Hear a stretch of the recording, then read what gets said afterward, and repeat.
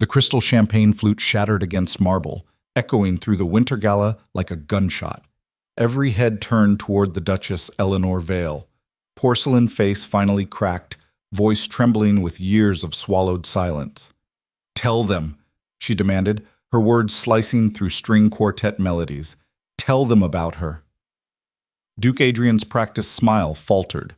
Around them, 300 aristocrats held their breath, watching perfection implode in real time. This wasn't supposed to happen. Not here. Not to them. But we're getting ahead of ourselves. If you want to see how the most envied marriage in high society collapsed in one devastating night, stay with me until the end. And drop a comment with your city. I want to see how far this story travels. The morning of the Ashford ball, Eleanor woke to emptiness. Not the literal kind. The bed beside her still bore the impression of Adrian's body, sheets pulled tight in that military precision he'd perfected at boarding school. The indent of his head on the pillow. The faint scent of his cologne. Something expensive with notes of bergamot and cedar that his valet laid out each morning alongside his precisely folded pocket squares. But emptiness, nonetheless. She stared at the ceiling of their bedroom. Her bedroom, really, since Adrian had taken to sleeping in his study more nights than not, and counted the cherubs painted across the plaster. 14. She'd counted them 1,000 times, maybe more. At some point in their 5-year marriage, she'd stopped marking the days and started marking the nights alone. "Your tea, Your Grace." Margaret appeared with the silver tray, setting it on the bedside table with practiced silence. The older woman had been with Eleanor since before the wedding, one of the few constants in a life that had transformed overnight from country gentleman's daughter to duchess. She never asked questions, never commented on the empty side of the bed or the dark circles Eleanor had stopped trying to hide. "Thank you." Eleanor's voice came out rougher than intended. She cleared her throat. "The blue gown for tonight, I think. The one with the pearl detailing." "An excellent choice, ma'am. Shall I have it pressed?" "Please." Margaret hesitated at the door, her weathered hand resting on the frame. For a moment, Eleanor thought she might say something.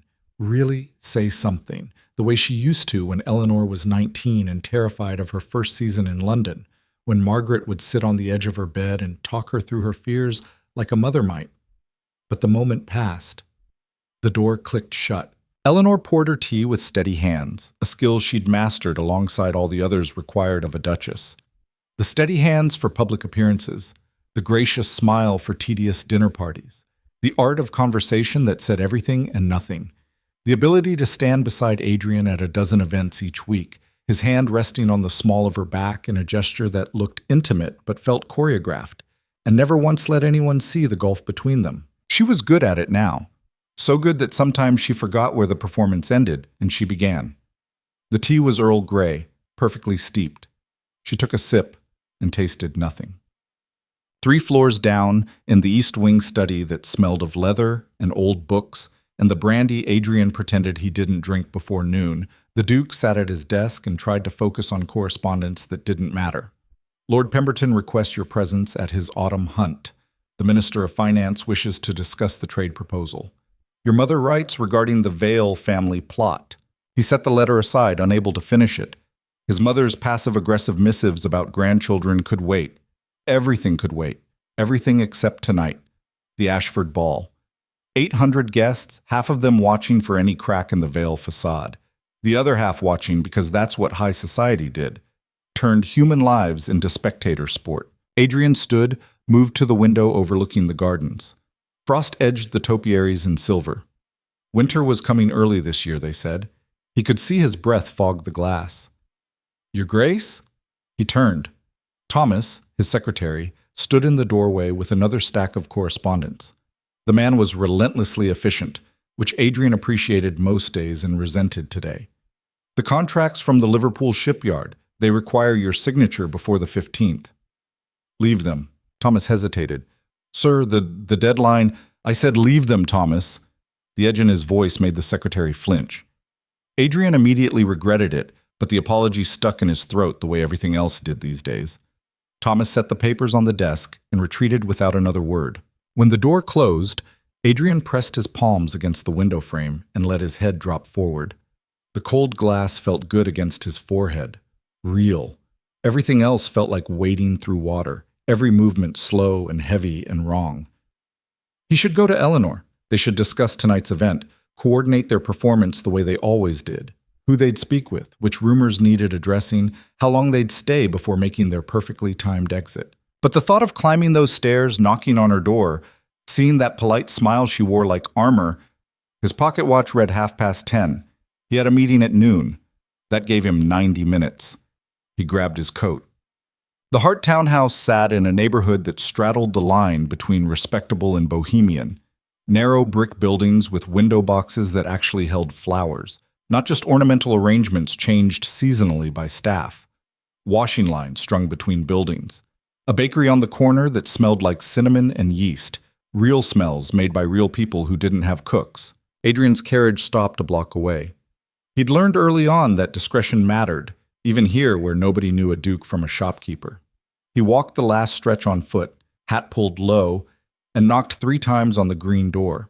Lillian answered in a paint-stained smock, auburn hair piled messily on her head, a smudge of cerulean blue across her left cheekbone. She looked at him like he was a man, not a title.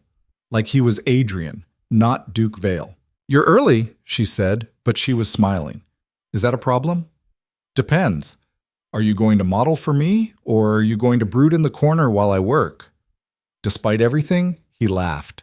When was the last time he'd laughed at home? He couldn't remember.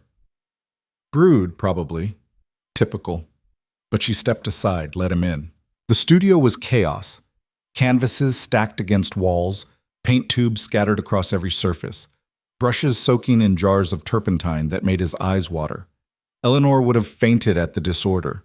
His mother would have called the constable. Adrian loved it. He'd met Lillian 4 months ago at a gallery opening Eleanor had dragged him to. Some charity event for orphans or hospitals, or he couldn't remember. What he remembered was standing in front of an oil painting of a woman mid-dance, skirt swirling, face caught in an expression of pure joy, and feeling something crack open in his chest. "You don't like it." He turned to find a woman watching him, not with the practiced interest of society ladies who wanted Duchess connections, but with genuine curiosity. She wore a green dress that didn't quite fit the current fashion, her hair styled simply, no jewelry except small pearl earrings. "I do," he'd said, surprising himself with honesty. "I don't understand it, but I like it." "Good answer." She'd extended her hand. "Lillian Hart. I painted it." They'd talked for an hour. About art. About the way light changed color. About how she'd grown up in Cornwall helping her father with his fishing nets, and never imagined she'd end up in London painting for a living. She didn't know who he was, didn't care when she found out. Treated him like a person who happened to enjoy looking at paintings, not a duke who needed managing. When Eleanor had appeared at his elbow with that subtle touch that meant time to circulate, he'd felt the cage door swing shut again. But he'd gone back to the gallery the next week, and the week after, and eventually she'd invited him to her studio. "You look tired," Lillian said now, mixing paint on her palette. She'd gone back to the canvas she was working on, a street scene, rain-slicked cobblestones reflecting gaslight. "Big party tonight?" "The Ashford Ball." "Sounds dreadful." "It will be." She glanced at him, brush poised mid-stroke. "Then don't go." The simplicity of it almost made him laugh again, as if he could just not go. As if duty and obligation and 5 generations of Vale family legacy would evaporate because he decided to stay home. "I can't." "Can't or won't." "Does it matter?" Lillian set down her brush, wiped her hands on her smock, and came to sit beside him on the battered sofa that had probably cost £5 second-hand. Eleanor's smallest decorative pillow cost more than Lillian's entire furniture collection. "You come here almost every day now," Lillian said quietly. "You barely talk. You just sit and watch me work like you're hiding from something." "I'm not hiding. Adrian." She turned to face him, and her eyes, hazel with flecks of gold that caught the studio light, were too knowing. "What are we doing?" The question hung between them like smoke. He should leave, should stand up, make an excuse, walk out the door and never come back. Go home to Eleanor and their perfectly appointed house and their perfectly choreographed marriage and stop pretending there was anything else possible. Instead, he reached for Lillian's paint-stained hand. "I don't know," he said, and meant it. "I just know that here, with you, I can breathe." She didn't pull away. Didn't push him toward anything either. Just sat with him in the cluttered studio while winter light filtered through dirty windows and the world outside continued without them. What's up? Eleanor stood in front of her mirror while Margaret fastened the last clasp on the pearl necklace. The blue gown fit perfectly because everything in her wardrobe fit perfectly. Her hair was styled in an elaborate updo that had taken Margaret 40 minutes. Her face was powdered, her lips rouged just enough to look natural. She looked like a duchess. She felt like a mannequin. "You're beautiful, ma'am," Margaret said softly. "Thank you." The words were automatic. His Grace is waiting in the entrance hall. Of course he was, punctual as always, playing his part as she played hers. Eleanor descended the grand staircase with practiced grace, one gloved hand on the banister, the other holding her skirts just high enough to avoid tripping. Adrian stood at the bottom in his evening wear, dark hair perfectly groomed, expression neutral. He looked up as she approached, and for just a second, less than a second, something flickered across his face. Guilt? Regret? She couldn't tell anymore. "You look lovely," he said. "Thank you. You as well." They might have been strangers commenting on the weather. The carriage ride to the Ashford estate took 30 minutes. They spent it in silence, watching London scroll past through separate windows. Eleanor counted street lamps. Adrian studied his gloves. Neither reached for the other. "We should discuss Lord Pemberton," Adrian said finally, his voice too loud in the quiet space. "He'll want to talk about the trade routes. I'll redirect him to you if he approaches me. And Lady Ashford will ask about the charity committee. I'll confirm my attendance at the next meeting." This was how they communicated now. Logistics, strategy, the mechanics of being Duke and Duchess Vale in public while being nothing at all in private. The carriage slowed as they joined the line of vehicles approaching the estate. Through the window, Eleanor could see the mansion ablaze with light, figures moving behind curtains, the string quartet's music drifting faintly through the night air. She smoothed her skirts, checked her hair in the small mirror concealed in her fan, and prepared herself the way a soldier might prepare for battle. "Ready?" Adrian asked, his hand already on the door handle. Eleanor looked at him, really looked, maybe for the first time in months, saw the tension in his jaw, the way his eyes didn't quite meet hers, the invisible weight he carried that matched her own. "Does it matter?" she asked. He flinched, almost imperceptibly, but she saw it. Then the footman opened the door, and the performance began. The Ashford ball was exactly what Eleanor expected. Excessive, exhausting, and excruciatingly polite. The ballroom glittered with enough candles to light a small city. The champagne flowed from fountains.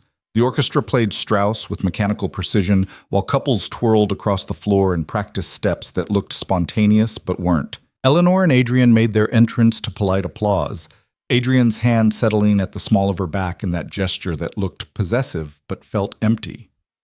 They smiled, they nodded, they separated to work the room like the practice team they were. "Duchess Vale, how wonderful to see you." Lady Ashford descended in a cloud of pink taffeta and expensive perfume, her smile sharp enough to cut glass. "Lady Ashford, thank you for the invitation. Your home is stunning as always." "You're too kind. And that gown, is it French?" "London, actually. Mrs. Beaumont's shop on—" "How provincial of you." Lady Ashford's laugh tinkled like breaking glass. "But I suppose thrift is fashionable these days. Tell me, how is the Duke? I haven't seen him much this season. Keeping busy, I assume?" The question landed like a blade between Eleanor's ribs, perfectly aimed and politely delivered. She'd heard the whispers, of course, seen the speculative glances when Adrian arrived late to events or left early with thin excuses. The rumors that circulated through drawing rooms like smoke. The Duke was having an affair. The Duke was in financial trouble. The Duke was secretly dying of some wasting disease. Eleanor had dismissed them all, because acknowledging them meant acknowledging that something was wrong, and the entire architecture of their life was built on the foundation that nothing was wrong. "He's very well," Eleanor said smoothly, "occupied with business matters, as you know. The Liverpool shipyard contract has been demanding." Of course, business." Lady Ashford's eyes gleamed. "Though one does hope he finds time for leisure activities as well." The emphasis on leisure was deliberate. Eleanor felt her smile tighten. We all need our diversions, she said carefully. Indeed. Speaking of which, I must introduce you to Mrs. Fletcher. Her daughter is debuting this season, and I told her you'd have such wonderful advice. Eleanor let herself be steered toward a cluster of women, half listening to their chatter about debut balls and suitable matches, while her mind circled Lady Ashford's words like a dog worrying a bone. Leisure activities. She scanned the ballroom until she found Adrian near the far windows, deep in conversation with Lord Pemberton and two other men. His posture was relaxed, his expression engaged. He looked comfortable. Happy, even. When was the last time he looked happy with her? Don't you agree, Duchess? Eleanor blinked, realized Mrs. Fletcher was staring at her expectantly. I'm sorry, I was distracted. Could you repeat the question? The women exchanged glances. Eleanor felt the shift in the air, that particular quality that meant she'd slipped, shown a crack in the porcelain. She recovered quickly. Forgive me, I'm afraid I have a slight headache. The lights, you know. Immediate sympathy because a headache was acceptable. A moment of honest inattention was not. She excused herself, moving toward the refreshment table, and nearly collided with Adrian coming from the opposite direction. Careful, he said, steadying her with a hand on her elbow. The touch felt like fire, or ice. Eleanor couldn't tell anymore. Thank you. She pulled away, poured herself champagne she didn't want. Lord Pemberton seems in good spirits. He agreed to the proposal. We'll sign next week. That's excellent news. Yes, they stood side by side, facing the ballroom, a united front of silk and superficiality. Anyone watching would see a devoted couple taking a brief respite from the social demands of the evening. No one would see the chasm between them. Eleanor, Adrian started, don't. I haven't said anything. You were about to apologize for something, or ask if I'm all right, or make some other meaningless gesture because you feel guilty. She kept her voice low, her smile fixed. Don't. I can't bear it tonight. His hand tightened on his champagne flute. I'm trying. Trying what? To be a husband? You should have started 5 years ago. The words came out sharper than she intended, cutting through the pretense they'd maintained for so long. Adrian's face went carefully blank, that particular expression he wore when she'd landed a hit. I should circulate, he said quietly. Yes, you should. He walked away. Eleanor watched him go, hating herself for the cruelty and hating him for deserving it. The evening dragged on. Eleanor danced with Lord Pemberton, with young Lord Hastings, who blushed through their entire waltz, with Lord Ashford himself, who held her too close and smelled of brandy and cigars. Between dances, she made conversation about nothing with people who cared about even less. All the while, she tracked Adrian across the ballroom like a ship following a distant lighthouse, watched him laugh at some joke, saw him step onto the terrace for air, noticed when he returned 20 minutes later with his cravat slightly askew. 20 minutes. Long enough for a smoke, perhaps, or conversation that couldn't happen inside, or something else entirely. The thought arrived like a splinter working its way deeper under skin. Eleanor tried to dismiss it, but Lady Ashford's words circled back. Leisure activities. Where did Adrian go on all those afternoons when he said he had meetings? Why did he come home smelling faintly of turpentine and paint? Why did he sometimes have smudges of color on his cuffs that the laundry couldn't explain? The ballroom suddenly felt too small, too hot, too full of people pretending to be other people while judging everyone around them for doing the same. Eleanor set down her champagne and headed for the ladies' retiring room, needing 5 minutes of peace, 5 minutes where she didn't have to smile or perform or pretend her marriage wasn't dissolving like sugar in rain. The retiring room was mercifully empty.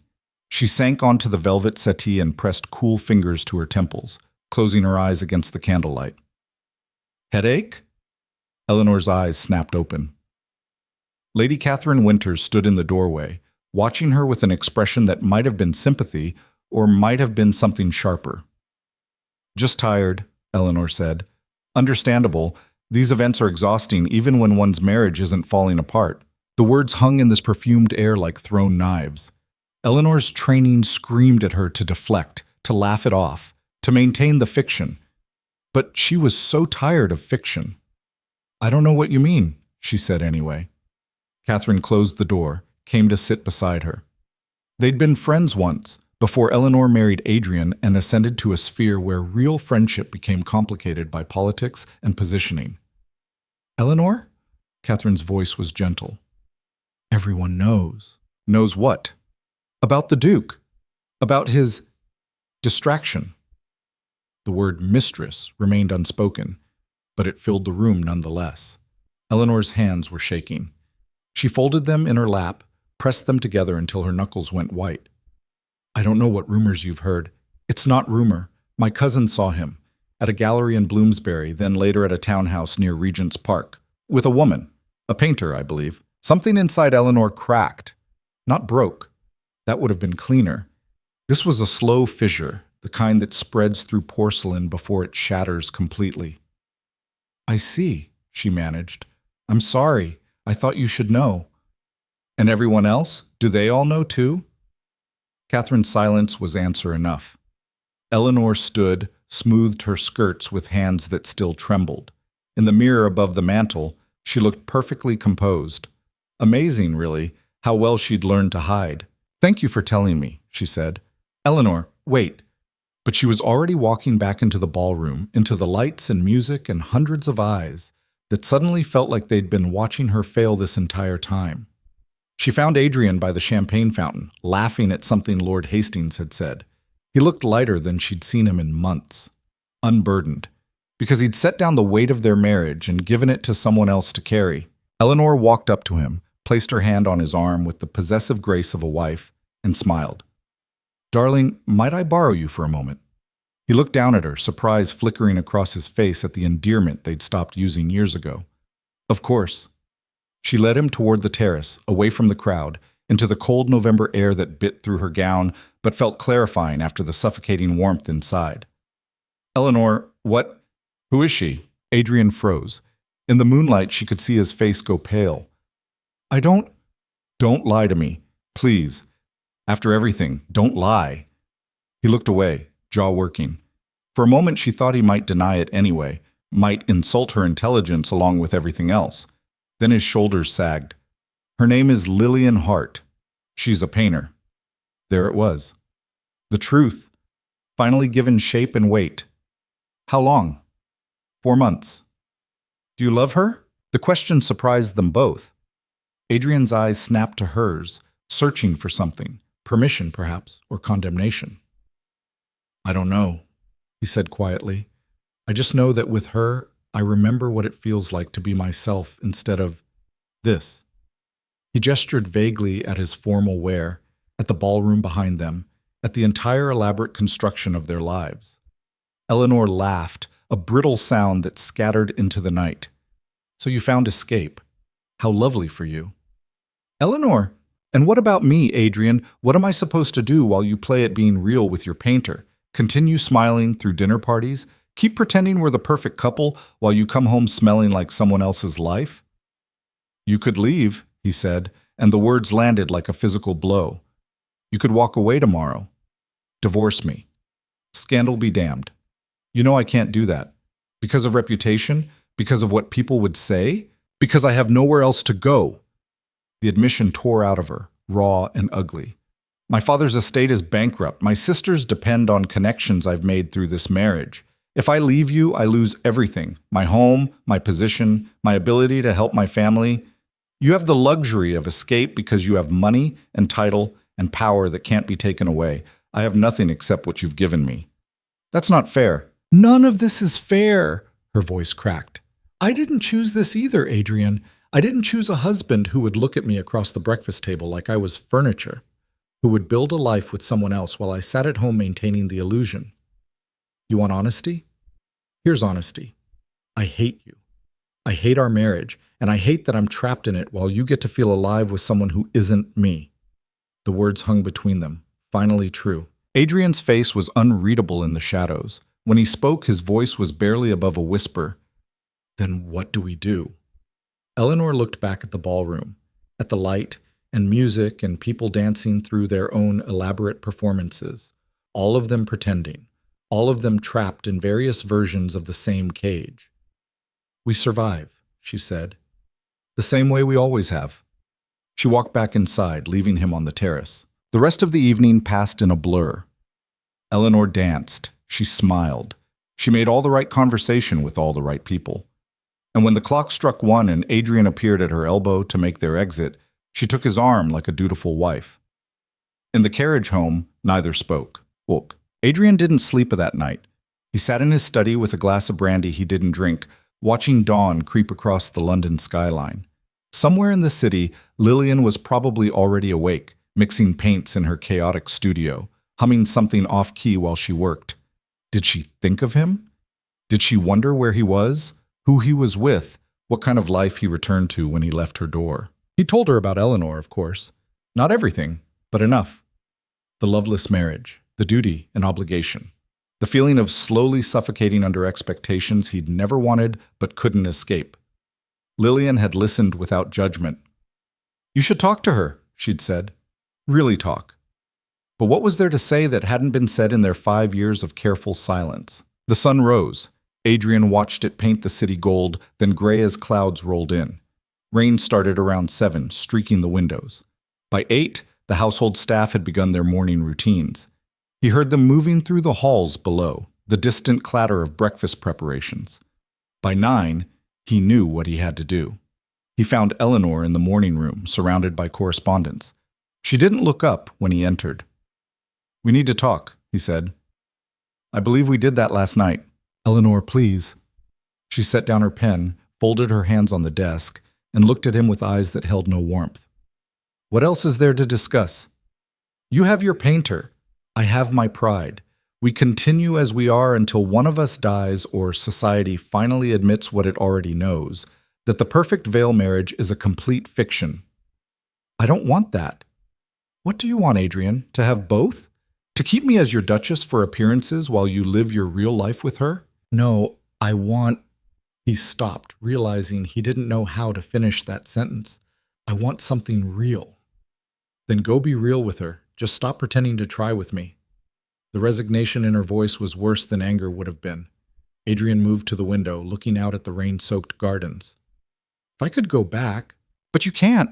None of us can. We made our choices, and now we live with them. She stood, gathered her correspondence. I have a charity meeting at noon. I assume you'll be out this afternoon? Eleanor, please stop saying my name like it means something to you. It doesn't. We both know it doesn't. She walked past him, leaving behind only the faint scent of her perfume and the weight of everything they'd never been to each other. Adrian stayed at the window long after she'd gone, watching rain turn the garden to mud, and wondered how they'd arrived at this particular version of hell. The weeks that followed were quieter than Eleanor expected. She and Adrian existed in separate orbits within the same house, crossing paths only when necessary. Dinners were taken in silence or not at all. Social engagements were coordinated through notes left with staff. The illusion of marriage continued publicly while privately dissolving into nothing. Eleanor threw herself into her charity work with new fervor, attending every meeting, organizing every fundraiser, filling her days with enough activity to exhaust herself into dreamless sleep. If people noticed her increased dedication, they attributed it to noble duchess behavior, not desperate escape. Adrian grew more distant, more absent. He stopped making excuses for where he went, and Eleanor stopped asking. December arrived with early snow and the dreaded announcement, the Winter Gala. The social event of the season, hosted by the Queen herself, required attendance for everyone in their sphere. No excuses, no exceptions. Eleanor received the invitation and felt dread settle in her stomach like lead. An entire evening maintaining the perfect marriage facade in front of everyone who mattered. Hours of performance while her husband's mistress existed somewhere in the city, probably painting something beautiful while Eleanor painted on a smile. She should have seen it coming, should have anticipated that pressure and pretense would eventually reach a breaking point. But she was so tired of anticipating, so tired of managing, so tired of everything. The morning of the Winter Gala, Adrian knocked on her bedroom door. Actually knocked, like a stranger. Come in, she called. He stood in the doorway looking uncomfortable in his own home. About tonight. What about it? We should coordinate. Plan our approach. The way we always do, you mean? His jaw tightened. Eleanor, I know you're angry. I'm not angry anymore. I'm just empty. She turned back to her mirror, began fastening her earrings. We'll arrive together, smile together, dance the requisite waltz, and leave separately. You'll do whatever you do these days. I'll come home and count cherubs on the ceiling, same as always. It doesn't have to be like this. Eleanor met his eyes in the mirror. Then change it, Adrian. Leave, file for divorce, destroy both our reputations and free us from this. But if you won't do that, then stop pretending there's some other option where we're both happy and no one gets hurt. We're already hurt. We've been bleeding out for 5 years. He flinched at that. Good. She wanted him to flinch. I never wanted to hurt you, he said quietly. I know. That's the worst part. You didn't hate me enough to be cruel on purpose. You just forgot I existed. And somehow that hurts more. Adrian opened his mouth, closed it. No words came. What could he say that would matter? He left. Eleanor finished getting ready in the silence he'd left behind. The winter gala transformed the palace into something from a fairy tale, all ice sculptures and white roses and crystal chandeliers that threw rainbow light across marble floors. The queen held court in the main ballroom, resplendent in sapphires and silk, while her guests swirled around her like planets around the sun. Eleanor and Adrian arrived fashionably late, making their entrance to murmured appreciation. She wore silver, not her usual choice, but tonight she wanted to feel like armor. Adrian's hand settled at her back, warm through the thin fabric. They made their rounds, smiled, nodded, exchanged pleasantries with people whose names blurred together. Duchess Vale, Duke Vale, how wonderful. Your Grace, you look stunning. Must discuss the Liverpool contract, Duke. Eleanor's face hurt from smiling. Her feet ached in shoes designed for beauty, rather than comfort. The champagne tasted like regret. She needed air. Excuse me, she murmured to Lady something or other and headed for the terrace. The December cold bit through her gown immediately, but she welcomed it. Real sensation, real cold, something that felt honest. Pretty prison, isn't it? Eleanor turned to find Lady Catherine beside her, wrapped in furs, looking at the glittering ballroom through the glass doors. It's lovely, Eleanor said automatically. It's suffocating, all of it. The expectations, the performance, the pretense that any of this matters. Catherine took a long sip of champagne. My husband asked me yesterday if I'd ever loved him. Married 15 years, and he just now thought to ask. What did you tell him? The truth. That I loved the idea of him. The security, the position, the escape from my father's house. But him? The actual man? I barely know him. She laughed bitterly. He looked relieved, as if my admission freed him from guilt about his own indifference. Eleanor said nothing. What was there to say? At least you and the Duke maintain the illusion, Catherine continued. Half the ballroom is placing bets on which couple will scandalize everyone first. The Vales never even made the list because you're too perfect. Something snapped inside Eleanor. Some final thread holding together the careful architecture of her composure. We're not perfect, she said. We're dying. Slowly, politely, in full view of everyone too blinded by our performances to notice. Catherine's eyes widened. Eleanor, but Eleanor was already walking back inside, driven by something she couldn't name. Rage or desperation or 5 years of swallowed truth demanding release. She found Adrian by the champagne fountain, mid-conversation with Lord Pemberton. Saw him laugh at some joke. Saw him look content and comfortable and completely at ease in this world that was killing her. And she was done. Done pretending, done protecting him, done maintaining the illusion that any of this was acceptable. Eleanor picked up a champagne flute from a passing servant's tray and walked directly toward her husband. Every eye in the ballroom seemed to track her movement, sensing something different in her bearing. She reached Adrian. He turned, smile already in place. Eleanor, Lord Pemberton was just... She threw the champagne in his face. The ballroom went silent. 300 people stopped mid-conversation, mid-dance, mid-breath. Adrian stood frozen, champagne dripping from his hair, his cravat, his perfectly tailored evening jacket. Shock painted his features. Eleanor's voice rang clear in the sudden quiet. Tell them. Tell them all about her. The champagne dripped onto marble like rain on a funeral shroud. Adrian's hand came up slowly, wiping liquid from his eyes. his movements mechanical as if his brain couldn't quite process what had just happened. Eleanor stood perfectly still, the empty flute dangling from her fingers. Every muscle in her body screamed to run, to take back the last 30 seconds, to rewind time and swallow the words that still echoed in the crystal-perfect silence. But she was so tired of swallowing. "Eleanor!" Adrian's voice came out strangled. "What are you—" "Her name is Lillian Hart." Eleanor heard her own voice like it belonged to someone else, clear and steady and completely unrecognizable. "She's a painter. She lives in a townhouse near Regent's Park. You've been seeing her for 4 months." Gasps rippled through the crowd. Someone's champagne flute hit the floor and shattered, the sound impossibly loud. Adrian's face drained of color. "You don't know what you're saying." "Don't I?" Something wild was unfurling in Eleanor's chest, something that had been caged for so long it had grown teeth. "You come home smelling like turpentine. You have paint on your cuffs. You disappear for hours and lie about meetings that don't exist. Did you think I was blind, Adrian, or just stupid?" "This isn't the place."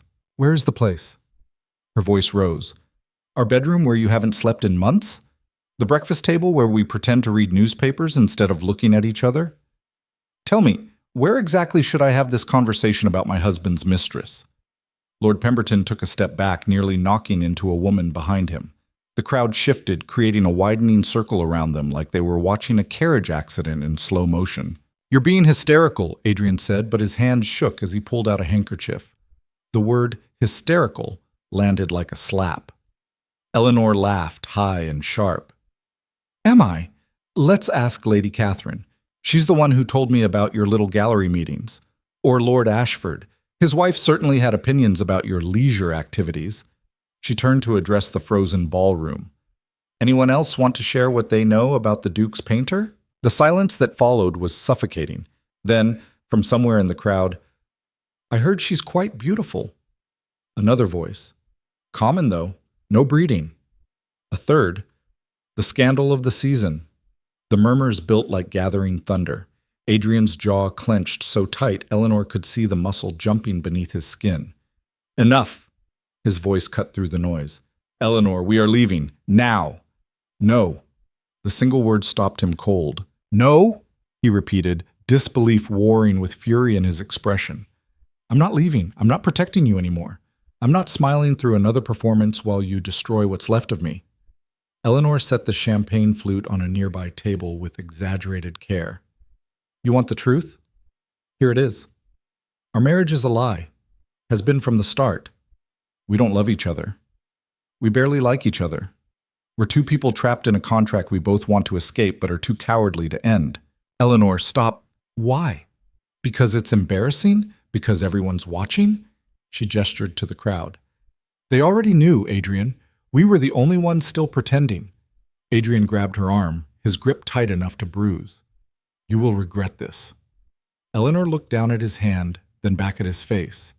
In his eyes, she saw something she'd never seen before. Not anger exactly, but something close to panic. Fear of losing control, maybe. Fear of the consequences she'd just unleashed. She pulled free. "I already regret everything. At least now I'm honest about it." She walked toward the ballroom exit, every eye following her path. Her legs felt disconnected from her body. Her heart slammed against her ribs so hard she thought it might crack through. Behind her, Adrian called her name. Once, twice. She didn't turn around. The palace corridors stretched endless and cold. Eleanor's heels clicked against stone, echoing off walls lined with portraits of queens and kings who'd probably endured their own versions of this nightmare. She had no destination, just the overwhelming need to be anywhere else. "Duchess Vale!" Eleanor didn't stop. Footsteps pursued her. "Your Grace, please, wait." A hand caught her elbow. Eleanor spun, ready to unleash whatever remained of her fury, and found herself facing a young woman in servant's livery, breathless and wide-eyed. "Your cloak, ma'am. You'll freeze." The girl held out Eleanor's fur-lined cloak, her expression caught between pity and fascination. She'd seen it all, Eleanor realized. Every servant in the palace had probably heard by now. "Thank you," Eleanor managed, accepting the cloak with hands that had started shaking. "There's a side exit through the East Gallery. Less public." Eleanor met the girl's eyes and saw understanding there. How many servants had witnessed their own versions of tonight's disaster? How many had stood silent while their employers performed perfect marriages for ballroom audiences? "What's your name?" Eleanor asked. "Mary, ma'am." "Thank you, Mary." The girl bobbed a curtsy and disappeared back the way she'd come, leaving Eleanor alone with her cloak and her shattered composure. The East Gallery was deserted, lit only by moonlight through tall windows. Eleanor wrapped the cloak around herself and pushed through the exit into December cold that stole her breath. Snow had started falling, fat, wet flakes that caught in her hair and melted against her cheeks. Or maybe those were tears. She couldn't tell anymore. Eleanor walked. She had no plan, no direction, just the desperate need to keep moving. The palace grounds gave way to streets she half recognized, then streets she didn't know at all. Her silver gown dragged through slush. Her feet went numb in her delicate shoes. She should have been cold, should have been terrified, a duchess wandering London alone after midnight. But she felt nothing except a strange, hollow freedom. The perfect cage had finally broken open. Somewhere in her wandering, she found herself on a bridge spanning the Thames. The water below was black and swirling, reflecting nothing. Eleanor gripped the stone railing and looked down into that darkness and understood finally why people jumped. Not because they wanted to die, because they wanted the falling to stop. Bit cold for a midnight stroll, innit? Eleanor turned. A woman leaned against the bridge railing a few feet away, wrapped in threadbare shawls, watching Eleanor with shrewd eyes. "I'm fine," Eleanor said automatically. "Course you are. Fancy ladies always fine when they're crying on bridges in the middle of winter." The woman pulled a flask from her layers of clothing, took a sip, then offered it to Eleanor. "Want some?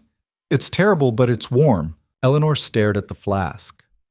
Every rule of society, every lesson drilled into her since childhood screamed that duchesses did not drink from strangers' flasks on bridges. Duchesses maintained dignity. Duchesses went home to their marriages and kept their scandals private. Eleanor took the flask and drank. It burned like liquid fire going down, cheap whiskey that tasted like mistakes. She coughed, handed it back, wiped her mouth with the back of her hand. "What happened?" the woman asked, not unkindly. "I destroyed my life." "Nah, you just stopped pretending you had one worth keeping." Another sip from the flask. "Saw it in your eyes soon as you walked up. That look people get when they finally admit the truth they've been avoiding. You don't know anything about me, don't I?" The woman gestured at Eleanor's gown, her jewelry, the whole expensive disaster of her appearance. Rich girl, married rich, miserable ever since. Husband's got another woman, probably. You finally said something about it in front of people who matter. Now you're here wondering if you made the right choice. Eleanor's laugh came out broken. "How did you—" "Seen it before. Different dresses, same story." The woman tucked the flask away. "Question is, what you gonna do about it?" "I don't know." "Well, figure it out quick. This bridge is freezing and you're starting to turn blue." Eleanor looked down at her hands, at the silver gown now soaked and ruined, at the whole expensive costume of her former life, and felt something shift inside her chest. Not healing, that would take longer, but maybe the beginning of it. "I can't go back," she said. "Then don't." "It's not that simple, see?" "Sure it is. Simple don't mean easy, but it's still simple. You got money?" Eleanor thought of the household account she managed, the allowance Adrian provided, the jewelry around her neck worth more than this woman probably saw in a year. "Yes." "Then you got options, more than most." The woman pushed off the railing. "But standing here ain't one of them. Go home, get warm, then decide if you're going to be the duchess who broke down on a bridge or the woman who rebuilt herself after." She walked away into the snow, leaving Eleanor alone with the Thames and her thoughts. Eleanor stood there for another minute, maybe 5, watching snowflakes disappear into dark water. Then she turned back toward the palace, toward the wreckage waiting for her, and started walking. By the time she found a hackney willing to take her home, her teeth were chattering so hard she could barely give the driver the address. The Vale townhouse appeared through swirling snow like a prison she was volunteering to return to. Every window blazed with light. Eleanor's stomach dropped. Adrian was home. The front door opened before she reached it. Margaret stood in the entrance, her face pale with worry, still in her nightclothes with a shawl thrown over. "Oh, ma'am! Relief flooded the older woman's features. "Thank heavens! The Duke came home hours ago and said, we didn't know where—" "I'm fine, Margaret." Eleanor stepped inside, suddenly aware of how she must look. Soaked, frozen, her careful styling destroyed. "Just needed air." "He's in his study. Been there since he returned. Won't speak to anyone." Eleanor peeled off her ruined cloak. "Good." "Ma'am, what happened? The servants are saying—" "I'm sure they are." Eleanor headed for the stairs, leaving wet footprints on expensive carpet. "I'm going to bed. Please tell the Duke not to disturb me. Or better yet, tell him nothing at all." She climbed to her bedroom and shut the door, turned the lock for the first time in their marriage. Let Adrian sleep in his study. Let him drown in whatever guilt or anger or regret he was marinating in. She had her own drowning to attend to. Eleanor peeled off the silver gown. It would never be wearable again, and stood in her chemise, shivering. Her reflection in the mirror showed a woman she barely recognized. Hair loose and tangled, makeup smeared, eyes haunted, but alive. Finally, unmistakably alive. A knock at the door made her jump. "Eleanor!" Adrian's voice, muffled by wood. She didn't answer. "I know you're awake, please. We need to talk." "Go away, Adrian." "Eleanor!" "I said go away." The words tore out of her. "You don't get to demand anything right now. Not conversation, not explanations, not absolution. Just leave me alone." Silence. Then footsteps retreating down the hall. Eleanor sank onto the bed and waited for tears that didn't come. Maybe she'd cried herself empty on the bridge. Maybe there was nothing left. She must have slept eventually because dawn woke her with gray light and a pounding headache. For one blissful moment, she forgot what had happened. Then reality crashed back. The winter gala. The champagne. The crowd. Her words echoing through crystal silence. She'd really done it. Really destroyed everything in spectacular public fashion. A folded note had been slipped under her door sometime during the night. Eleanor recognized Adrian's handwriting before she opened it. "We need to discuss what happens next. Breakfast at 8. Please." The please struck her as funny. After 5 years of carefully avoiding each other, now he wanted to sit down for breakfast like civilized people. Eleanor tore the note in half and threw it in the fireplace. By the time Margaret appeared with tea at 7:30, Eleanor had bathed, dressed in a simple day gown, and pinned her hair up with shaking hands. She looked almost normal if you didn't examine too closely. "The Duke is asking," Margaret began. "Tell him I'm not available." "Ma'am, he's insisting." "Then let him insist." Eleanor took the tea tray from Margaret's hands. "I'm not ready to see him. Not today. Maybe not ever." Margaret's expression flickered between sympathy and concern. "The morning papers have arrived." Eleanor's hand stilled on the teacup. "I see.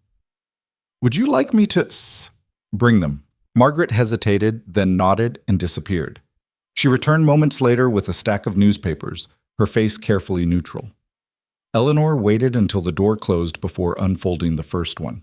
The headline hit like a physical blow. "Scandal at Winter Gala. Duchess accuses Duke of infidelity."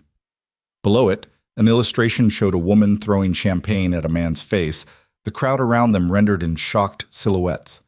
Eleanor forced herself to read. Last evening's Winter Gala descended into unprecedented scandal when Duchess Eleanor Vale publicly confronted her husband, Duke Adrian Vale, accusing him of conducting an affair with a woman identified as Miss Lillian Hart, an artist residing in Bloomsbury. Witnesses report the Duchess threw champagne at the Duke before delivering a scathing indictment of their 5-year marriage, calling it a lie before a stunned audience of nobility. The article continued for paragraphs, each one more excruciating than the last. Every word she'd said had been captured, analyzed, embellished. Her humiliation had been transformed into entertainment for breakfast tables across London. The other papers were no better. Some portrayed her as wronged wife finally driven to desperation. Others suggested she'd lost her mind. One particularly vicious column implied she'd manufactured the scandal for attention. Eleanor set the papers aside and poured herself more tea with steady hands. This was it then. The consequence of truth. The price of honesty. Was it worth it?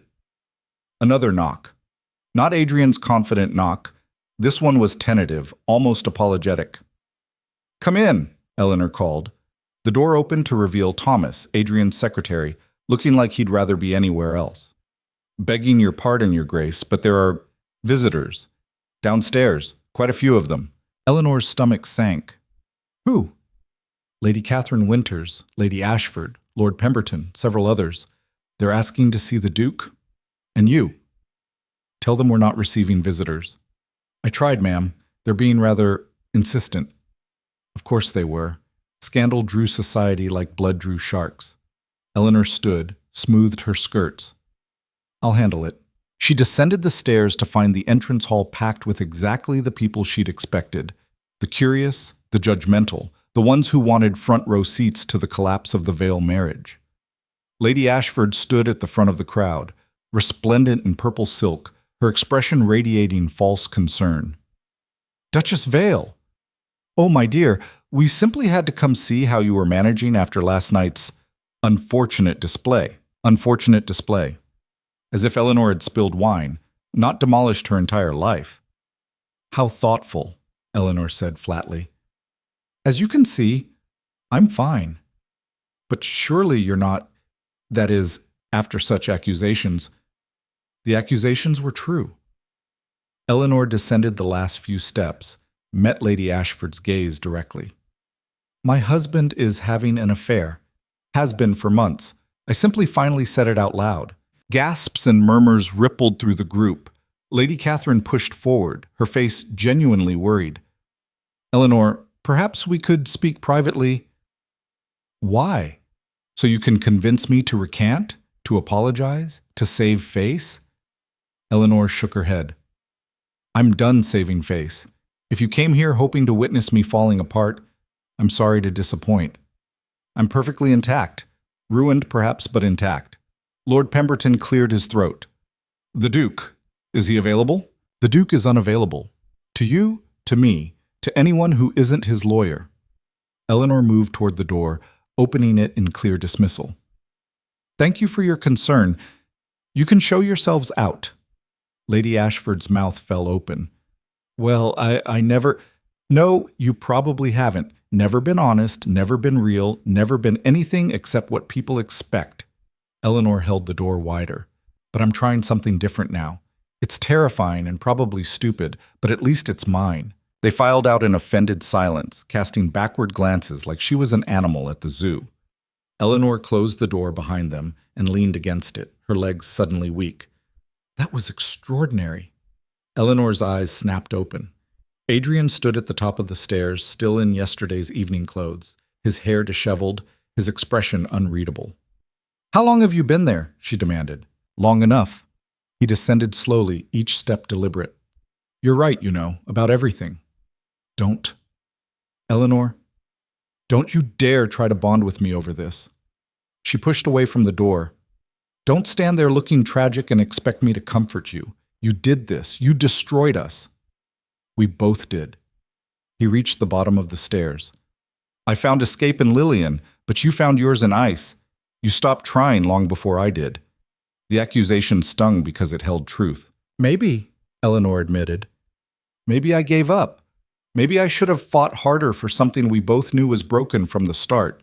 But I didn't betray you, Adrian. I didn't find someone else to give me what you couldn't. Would it have been better if you had?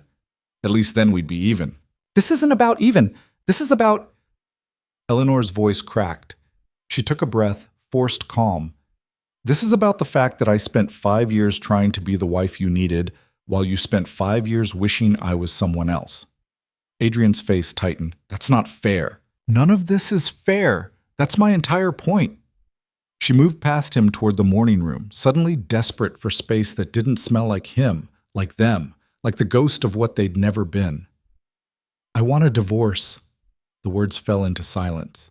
Eleanor turned to find Adrian frozen on the stairs, his expression somewhere between shock and something that might have been relief. Eleanor, I mean it. I can't do this anymore. The pretending, the performing, the slow suffocation of existing beside someone who doesn't want me. I'd rather face scandal and poverty and social exile than spend one more day in this house pretending we're something we're not. You'd be ruined, Adrian said quietly. Divorced women are pariahs. You'd lose everything. I've already lost everything that matters. Eleanor wrapped her arms around herself. At least this way I choose how I lose it. Adrian came down the remaining stairs slowly, like approaching a spooked horse. What about your family? Your sisters who need society connections? They'll manage. People always do. Eleanor, be reasonable. I'm done being reasonable. Her voice rose.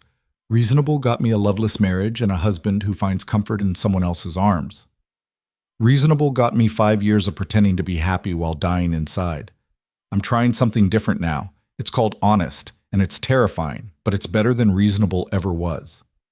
Adrian ran a hand through his hair, disheveling it further. He looked exhausted. Lost. Good. What about Lillian? Eleanor asked, surprising herself. Are you going to marry her? Make an honest woman of your mistress? I don't know. You don't know if you love her, or you don't know if you'll marry her. Both, neither. He sank onto the bottom stair, buried his face in his hands. I don't know anything anymore except that I've destroyed everything and hurt everyone, and there's no way to fix it.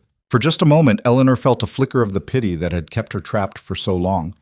He looked genuinely broken, genuinely sorry. Then she remembered 4 months of lies, the paint stains, the late nights, the way he'd looked at Lillian's artwork with more emotion than he'd ever shown his own wife. The pity died. You're right, she said.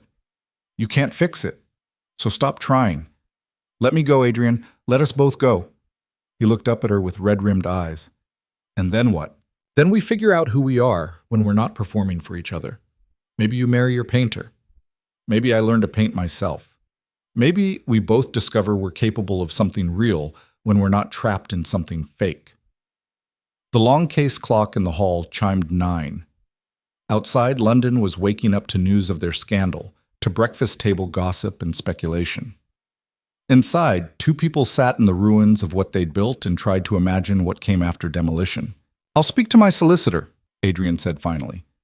Draw up the papers. Eleanor nodded, her throat too tight for words. For what it's worth, Adrian continued, I am sorry. Not for leaving, I think we both needed that, but for not being brave enough to leave honestly. I'm sorry too, Eleanor heard herself say, for not being brave enough to demand honesty.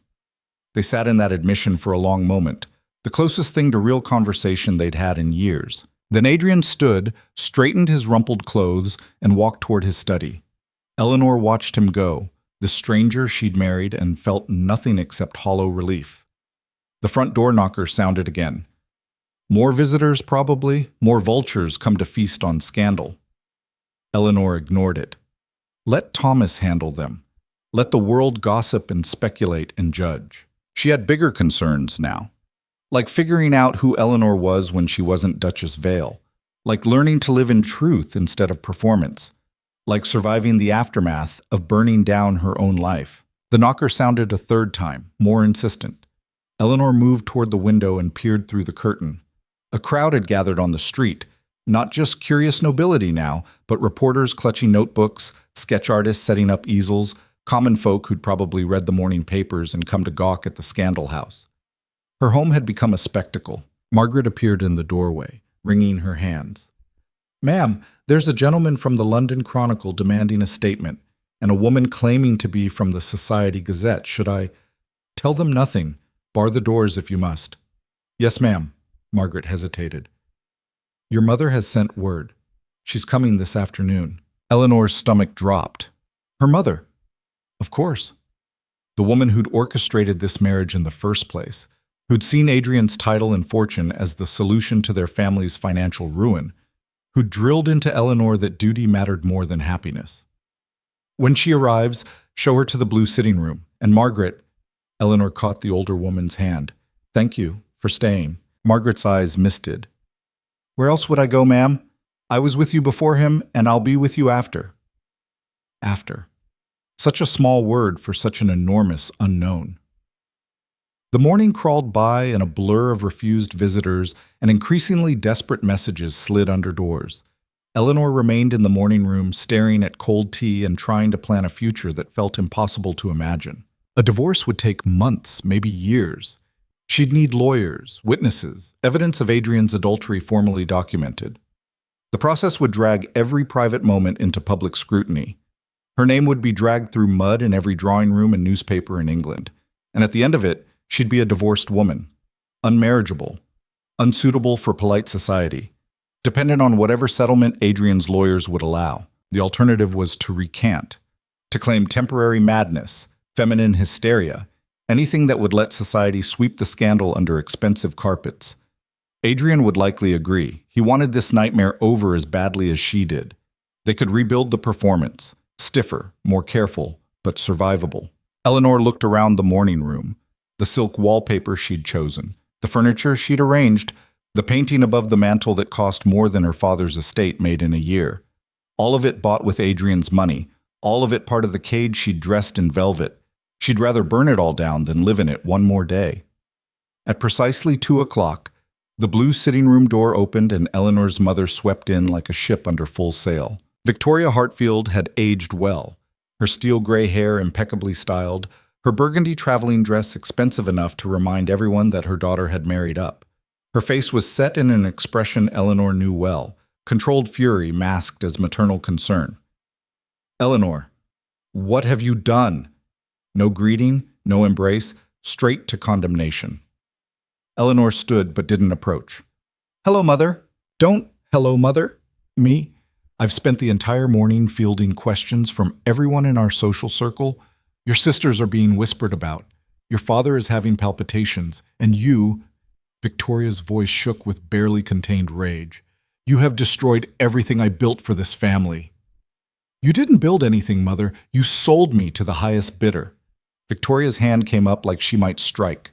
Eleanor didn't flinch. She was done flinching. "How dare you?" Victoria hissed.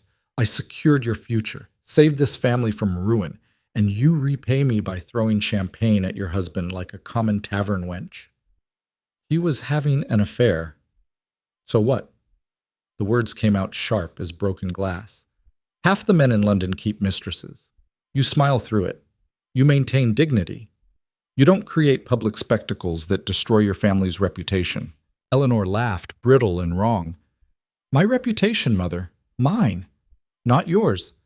I'm the one who has to live with the consequences. Your sisters will never marry well now. Your father's business connections will evaporate. All because you couldn't control your emotions for one more evening." Victoria moved closer, her perfume suffocating. "You will fix this. You'll apologize to the Duke, claim temporary hysteria, and beg forgiveness. Today." "No." "Excuse me?" "I said no. I'm divorcing him." Victoria went pale, her hand gripping the back of a chair for support. "You can't be serious." "I've never been more serious about anything." "Eleanor, listen to me carefully. A divorced woman is nothing. You'll have no place in society, no prospects, no protection. You'll be dependent on your father's charity, the same father whose debts Adrian paid off when you married. Is that what you want? To crawl back home in disgrace?" The cruelty of it took Eleanor's breath. She'd known her family's financial situation was dire, but hearing it stated so baldly that she'd been bartered like livestock to settle accounts made bile rise in her throat. "Maybe disgrace is better than this," Eleanor said quietly. "This?" Victoria gestured around the elegant room. "Wealth? Status? Security? You're a duchess, Eleanor. Women would kill for what you have." "Then let them have it. I'm done." Victoria's composure cracked. "You ungrateful, foolish child. I sacrificed everything to make this match. Spent months courting his mother, orchestrating introductions, ensuring you were positioned perfectly. And you're throwing it away because your feelings are hurt?" "My feelings?" Eleanor's voice rose. "Mother, I've been dying inside for 5 years. Every day in this house is suffocation. Every smile is a lie. Every touch from him makes my skin crawl because I know he wishes I was someone else." "Then become someone else," Victoria snapped. "Be better. Be more charming, more beautiful, more interesting. Give him reason to stay." The words landed like physical blows. Eleanor stared at her mother and saw, finally, what she'd refused to see for 24 years. This woman didn't love her, had never loved her. Eleanor was an investment, a chess piece, a means to an end. "Get out," Eleanor said. "Eleanor." "I said get out. Go home to father and your precious social standing. Tell everyone I've lost my mind. I don't care anymore." Victoria drew herself up, every inch the offended aristocrat. You'll regret this. When Adrian cast you aside with nothing, when you're living in some rented room scrubbing your own floors, you'll remember this conversation, and you'll know I was right. Maybe, but at least I'll be free. Victoria's face twisted with something that might have been pain if Eleanor hadn't known better. You were always weak. Even as a child, I'd hoped marriage would strengthen you, but you're as fragile as ever. She swept toward the door, paused with her hand on the frame. Don't come crying to us when this falls apart. You made your choice. Live with it. The door closed with a soft click that felt louder than slamming. Eleanor sank into the nearest chair, her legs suddenly unable to hold her. She'd known her mother would be angry, but the depth of that anger, the casual cruelty, the complete lack of concern for Eleanor's actual well-being, left her hollowed out. She sat alone in the blue sitting room as afternoon light faded to evening, trying to remember if her mother had ever asked if she was happy, ever cared about anything except appearances and advantage. The answer was simple and devastating: no. A soft knock broke through her spiraling thoughts. Thomas appeared, looking apologetic. Begging your pardon, Your Grace, but there's someone at the servants' entrance. A Miss Lillian Hart. She's asking to speak with you. Eleanor's head snapped up. Lillian Hart is here? Now? Yes, ma'am. I told her you weren't receiving visitors, but she says it's urgent. Of all the audacity. The mistress coming to the wife's home like it was some kind of social call. Eleanor should refuse. Should have Thomas turn her away with all the frost a Duke's secretary could muster. Instead, she heard herself say, "Show her to the library, and Thomas, make sure the Duke doesn't know she's here." Yes, Your Grace. Eleanor stood, smoothed her dress, and tried to prepare herself for meeting the woman who'd helped destroy her marriage. What did one say in such circumstances? The etiquette book certainly didn't cover it. The library was Adrian's domain, all dark wood and leather-bound books he'd probably never read. Lillian Hart stood by the window, silhouetted against dying light. She was smaller than Eleanor expected, dressed simply in a brown wool dress with paint stains on the cuffs. Her auburn hair was pinned loosely, wisps escaping around her face. She turned when Eleanor entered, and Eleanor saw she'd been crying.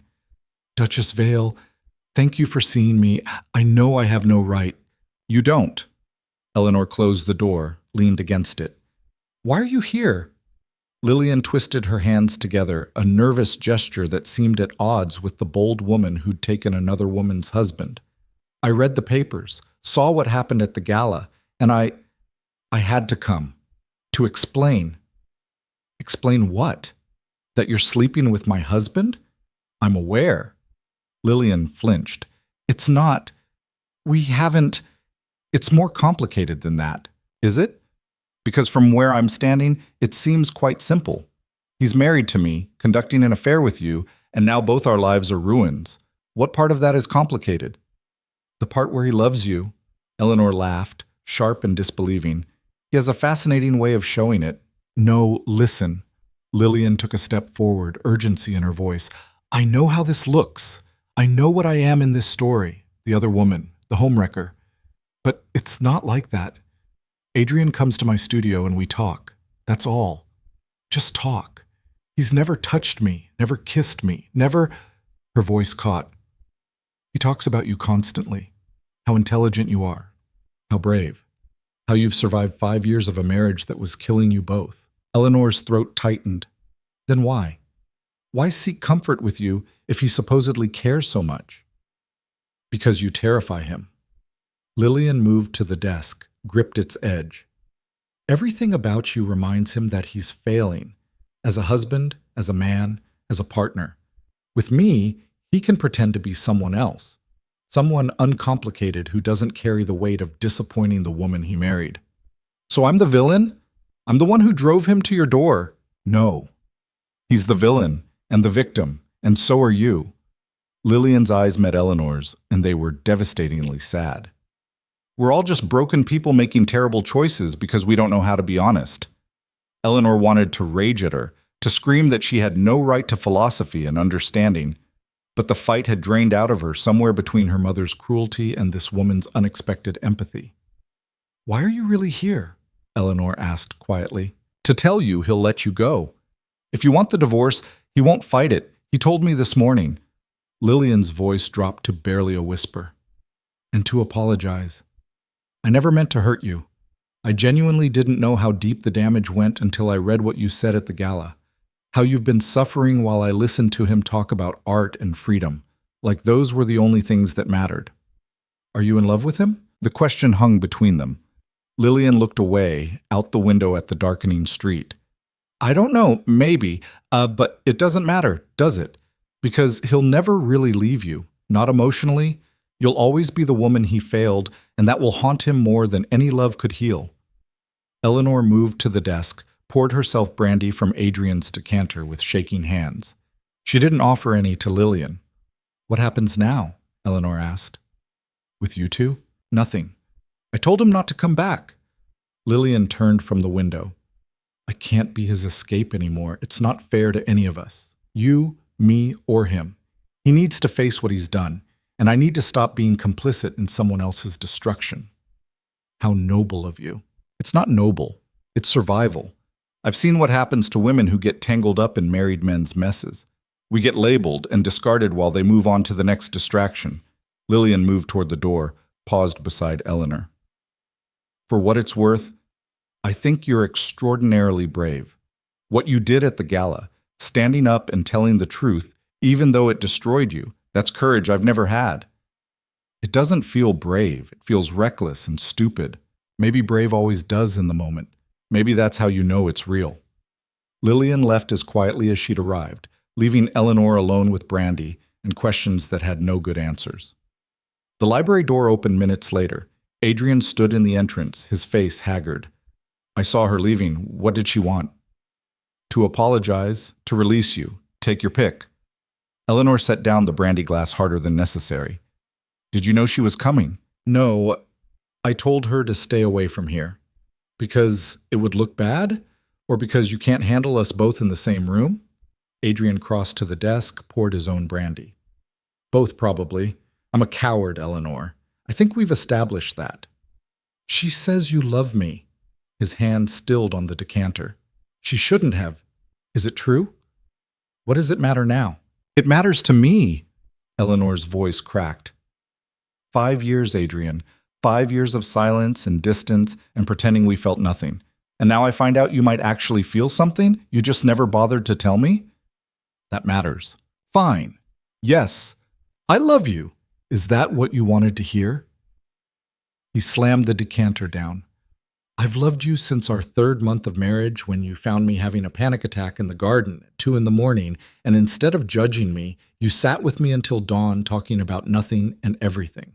I loved you when you stood up to my mother for dismissing the staff member who had a sick child. I loved you every time you smiled at me across a ballroom, even though I could see the exhaustion in your eyes.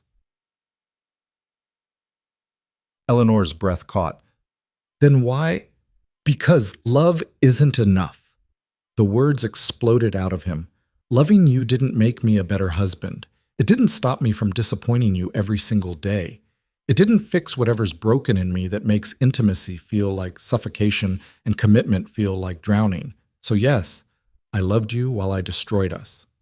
Does that make you feel better? No, it makes it worse. They stood on opposite sides of the desk, the space between them feeling infinite.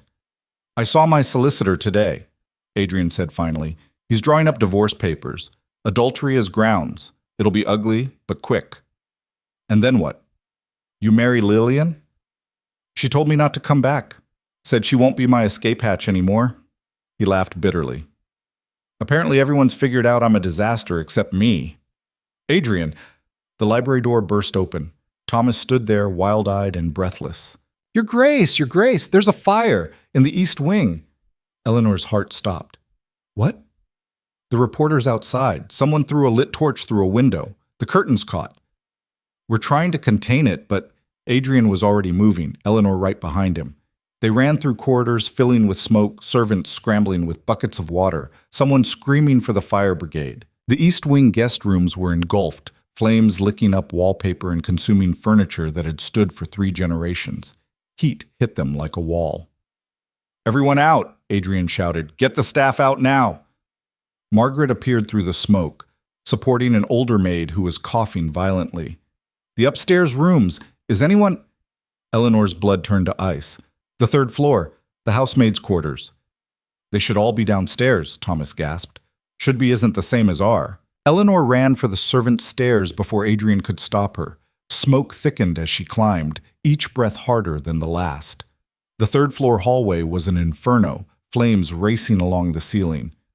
"Hello?" she screamed. "Is anyone here?" A muffled cry from the far end of the hall. Eleanor ran toward it, covering her mouth with her sleeve. Found a door jammed shut, something blocking it from the inside. She threw her weight against it once, twice. Adrian appeared beside her. "Move." Together they slammed into the door. It gave way, and they tumbled into a room where two young maids huddled by the window, paralyzed with fear. "Come on!" Eleanor grabbed one girl's hand. Adrian took the other. They ran back toward the stairs through flames that were closing in. Heat so intense, Eleanor's skin felt like it was blistering. The main staircase was blocked now, fire spreading faster than possible.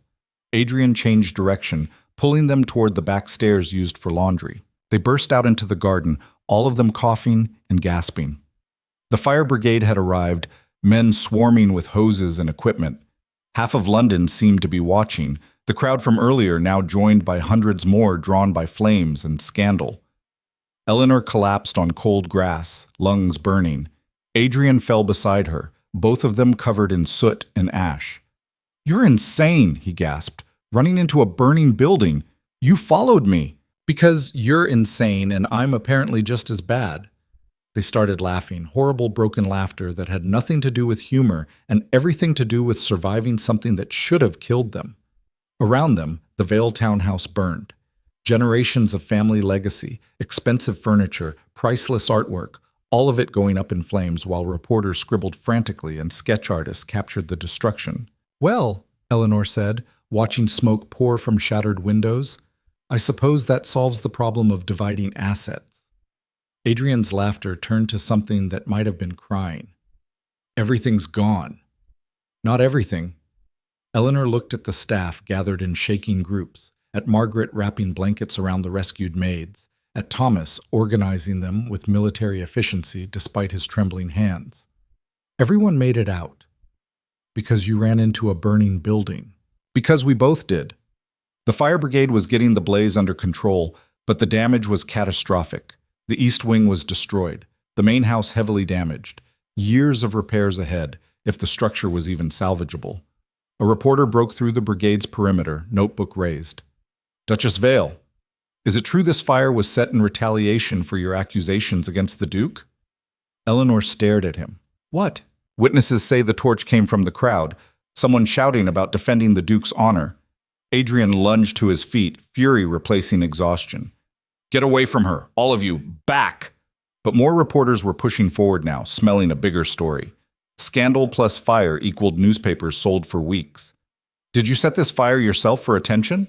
Is it true you're having an affair as well? Where will you live now that your home is destroyed?" The questions came like blows. Eleanor tried to stand, but her legs wouldn't hold her. Adrian positioned himself between her and the crowd, but there were too many of them. A carriage pushed through the mob. The door opened, and Lillian Hart stepped out, her face set with determination. "That's her," someone shouted. "The mistress!" Lillian ignored them, walked straight to Eleanor and Adrian. "Get in, both of you, now." "We can't just," Adrian started. "Your house is burning. You're surrounded by vultures. Get in!" Something in her voice cut through the chaos. Adrian helped Eleanor up, and they climbed into the carriage with Lillian. The driver whipped the horses forward, scattering the crowd. Through the back window, Eleanor watched the Vale townhouse recede into smoke and darkness, flames still licking at what remained. 5 years of marriage, generations of family history, gone in a single night. "Where are we going?" Adrian asked. Lillian looked between them, her face pale but resolute. "My studio. It's small and cramped and nothing like what you're used to. But it's safe. And right now, that's all that matters." Eleanor met her eyes. This woman who'd been part of their destruction now offering sanctuary, and didn't know whether to laugh or scream. Instead, she leaned back against the carriage seat and closed her eyes, every muscle screaming with exhaustion, and let herself be carried toward whatever came next. Behind them, London burned with their scandal. Ahead, Three people who'd broken each other rode toward an uncertain future in a painter's cramped studio. And Eleanor discovered that rock bottom, when you finally hit it, felt almost like freedom. The studio smelled like turpentine and damp plaster. Eleanor sat on Lillian's threadbare sofa, wrapped in a borrowed blanket that scratched against her soot-covered skin, and tried to process the fact that she was in her husband's mistress's home while their house burned half a mile away. Adrian stood by the window, staring out at the dark street. Lillian moved through the cramped space, lighting candles, her movements efficient and careful. "There's a washroom down the hall," Lillian said, not looking at either of them. "Shared with the other tenants, but it should be empty this time of night. You'll want to clean the smoke off before it sets into your skin." Eleanor looked down at her hands. They were black with soot, trembling slightly from adrenaline crash. "Thank you. I'll put water on for tea. It's not much, but why are you helping us?" Adrian turned from the window, his face haggard in the candlelight. "After everything, why?" Lillian set down the kettle harder than necessary. "Because watching your house burn while reporters threw questions at you like stones made me sick. Because no one deserves that, not even people who've made a mess of their lives." She paused. "And because despite everything, I don't actually hate either of you. I just hate what we've all done to each other." The honesty of it cut through the tension. Eleanor found herself laughing, a single broken sound that didn't quite make it past her throat. "We're quite the tragedy, aren't we?" Eleanor said. "The Duke, the Duchess, and the painter? It's almost Shakespearean." "Except no one dies at the end," Lillian said. "Just everything we thought we knew about ourselves." Adrian moved away from the window, sank into the chair across from Eleanor. For the first time in 5 years, she really looked at him.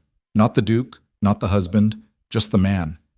He looked exhausted, lost, human in a way she'd forgotten he could be. "I need to check on the staff," he said quietly. "Make sure they have somewhere to stay. Margaret, Thomas, all of them." "Thomas will handle it," Eleanor interrupted. "He's more competent than both of us combined. They'll be at the servants' shelter or placed with other households by morning. Still, Adrian, you can't fix this tonight. The house is gone. Our reputation is ashes. Sit down and accept that for once in your life, you're not in control." He flinched at that, but didn't argue. Just sat there looking at his soot-stained hands like they belonged to someone else. Lillian returned with 3 chipped cups of tea. They drank in silence, the awkwardness of their situation settling around them like fog. "I have one bed," Lillian said finally. "Eleanor should take it. Adrian, there's the sofa. I'll take the floor." "Don't be ridiculous," Eleanor said. "This is your home. We're the intruders." "You're refugees. There's a difference."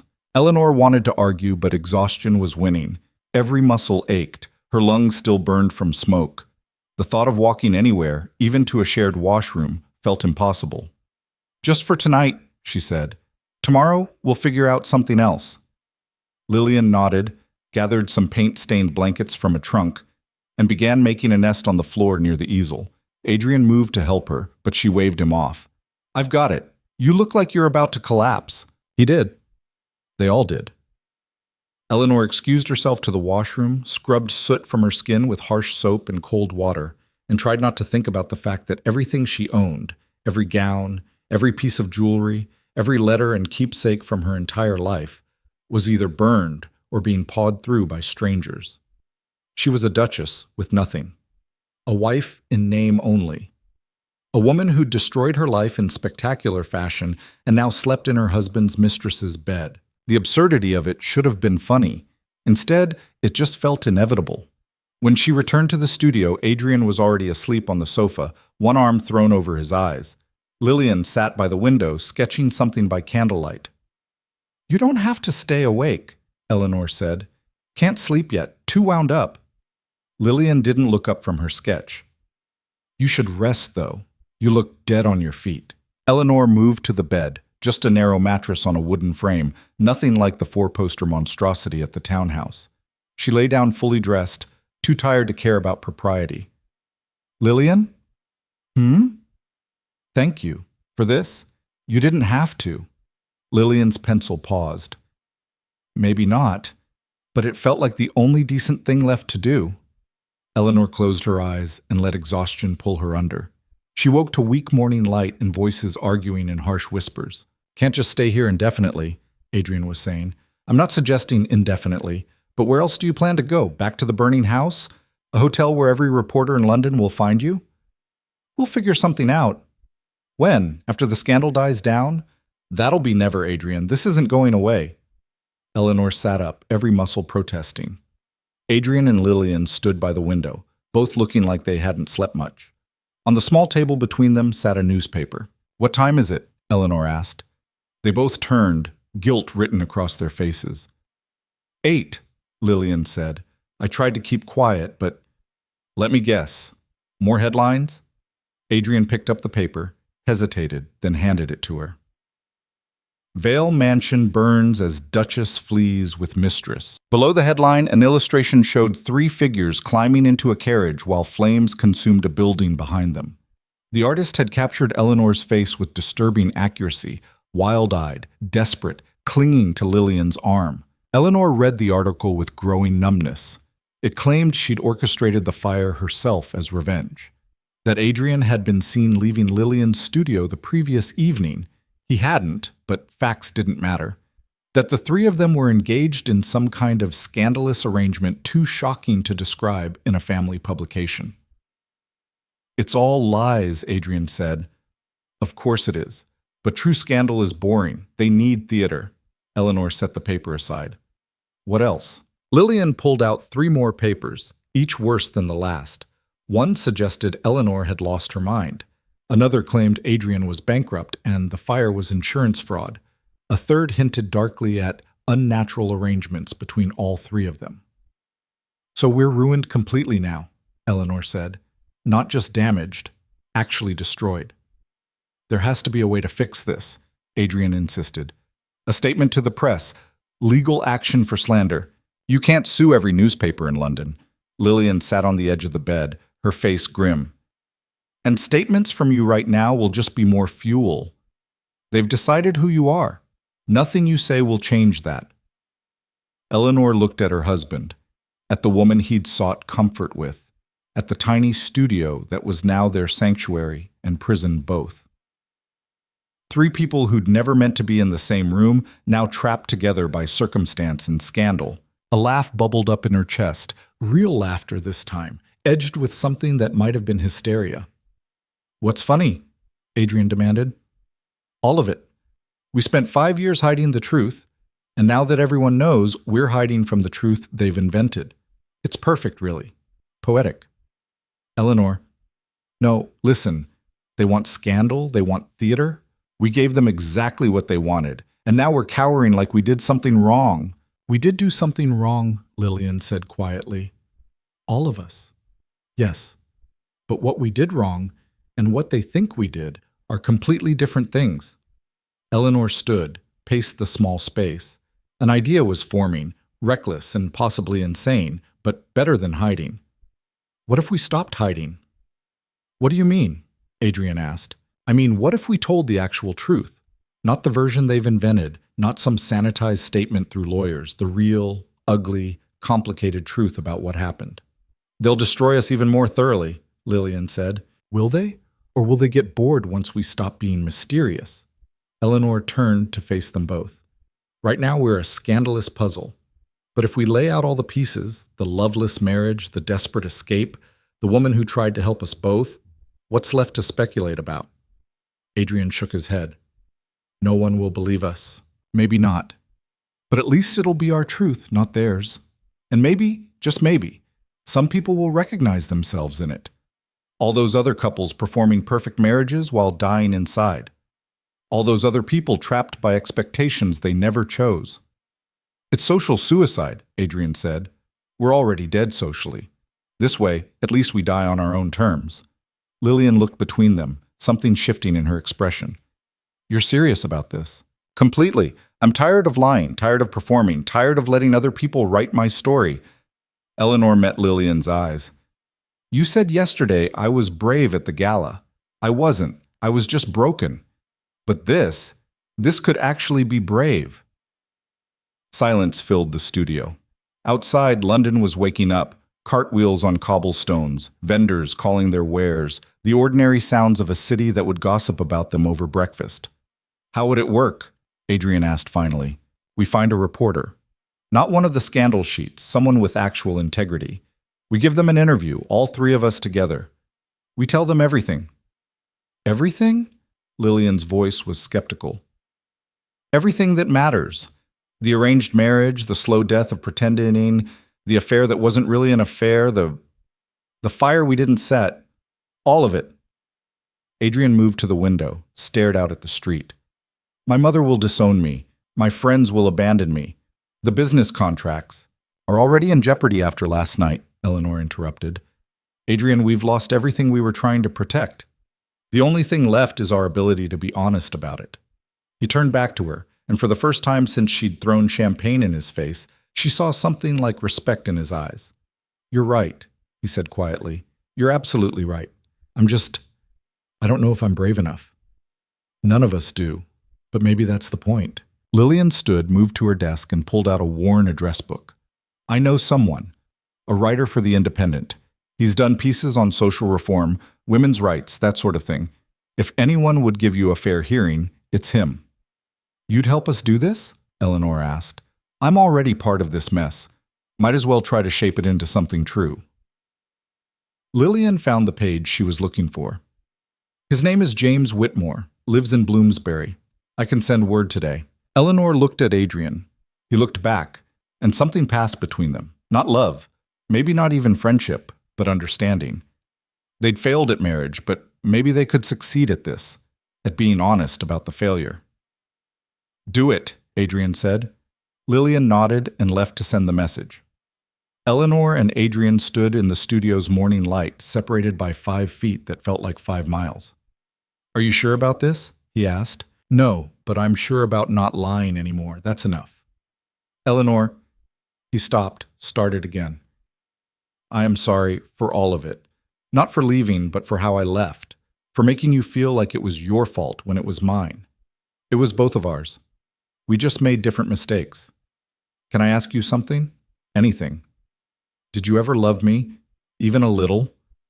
The question hung between them, heavy with 5 years of never asking. Eleanor thought about it, really thought, looking past the anger and hurt to those early months. The careful conversations, the gentle way he'd helped her navigate society politics, the morning he'd stayed with her through her first migraine, reading aloud to distract her from pain.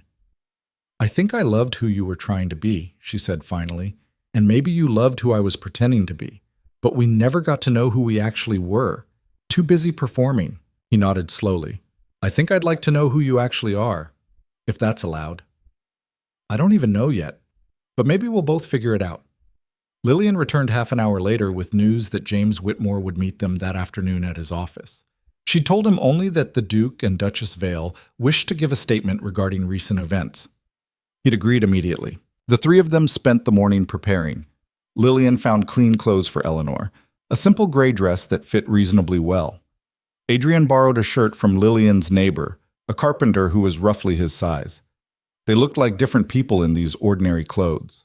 Less like nobility, more like humans. At 2 o'clock, they walked through London together, Duke, Duchess, and Painter, an impossible trio drawing stares from everyone they passed.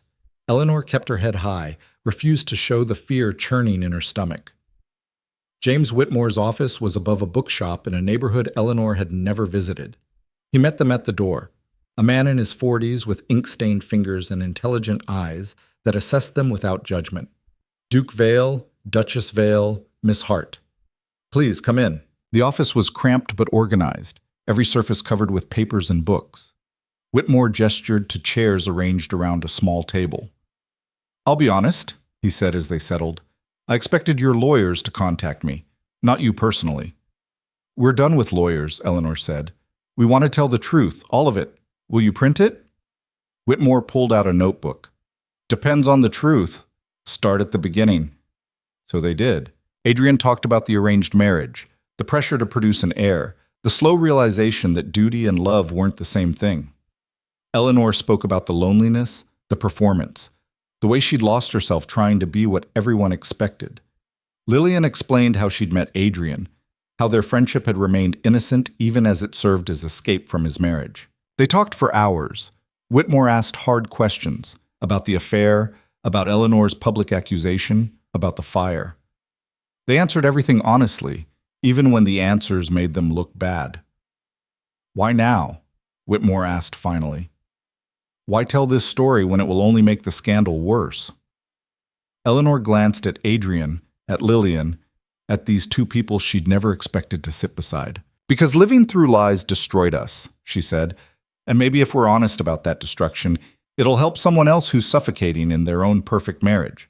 Maybe some other duchess will read this and realize she doesn't have to keep pretending. Maybe some other duke will find the courage to admit he's unhappy before he destroys someone trying to be happy for him. And if society ostracizes you completely, if you lose everything, we already have," Adrian said quietly. "The house, the reputation, the illusion, it's all gone. The only thing left is our ability to be honest about why." Whitmore set down his pen, looked at each of them in turn. "This will be the most controversial piece I've ever written. My editor might not even run it." "But if they do?" Eleanor pressed. "If they do, it'll change the conversation. Not overnight, not completely, but it'll give people a different lens to view your scandal. Instead of villains and victims, you'll be three complicated people who made complicated choices." "That's all we want," Lillian said, "to be seen as human instead of characters in a morality play." Whitmore nodded slowly. "I'll write it. Can't guarantee when it'll run, but I'll write it."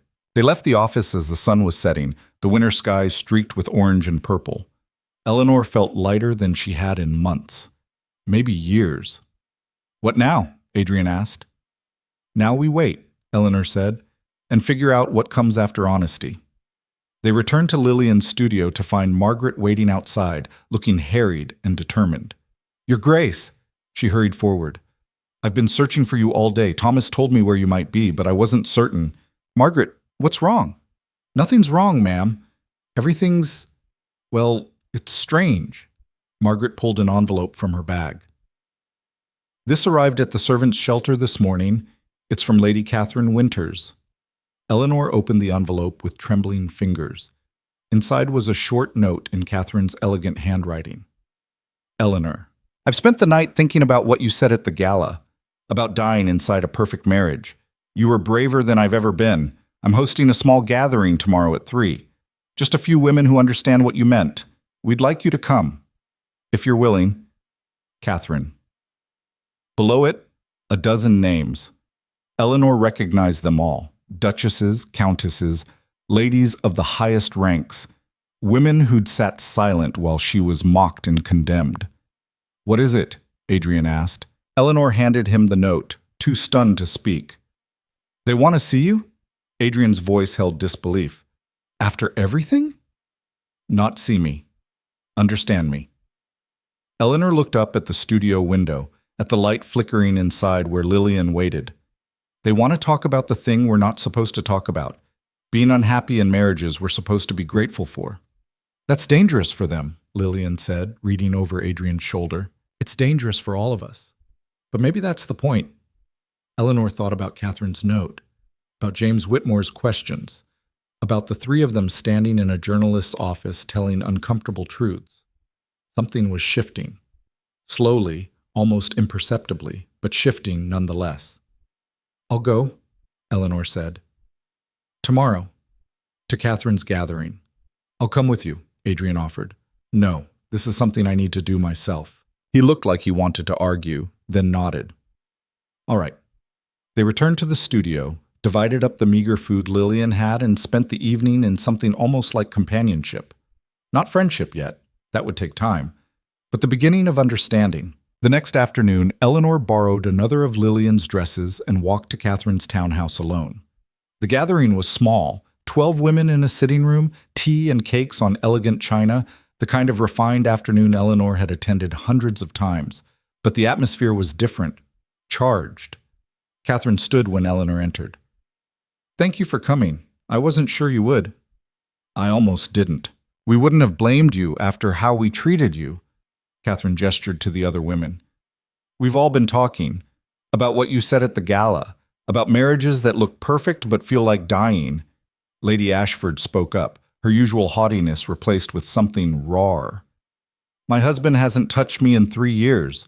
won't even sleep in the same room. But we smile at parties, and everyone thinks we're devoted. Another woman, a young countess whose name Eleanor couldn't remember, mine keeps a mistress in Paris, everyone knows. I'm just supposed to ignore it and produce heirs. One by one, they shared their truths. Loveless marriages, emotional neglect, the suffocating pressure to maintain perfect facades while crumbling inside. Eleanor listened, stunned. All these women she'd envied, women she'd thought had everything, were drowning in the same lies she'd been. Why now? Eleanor asked. Why tell me this now? Catherine met her eyes.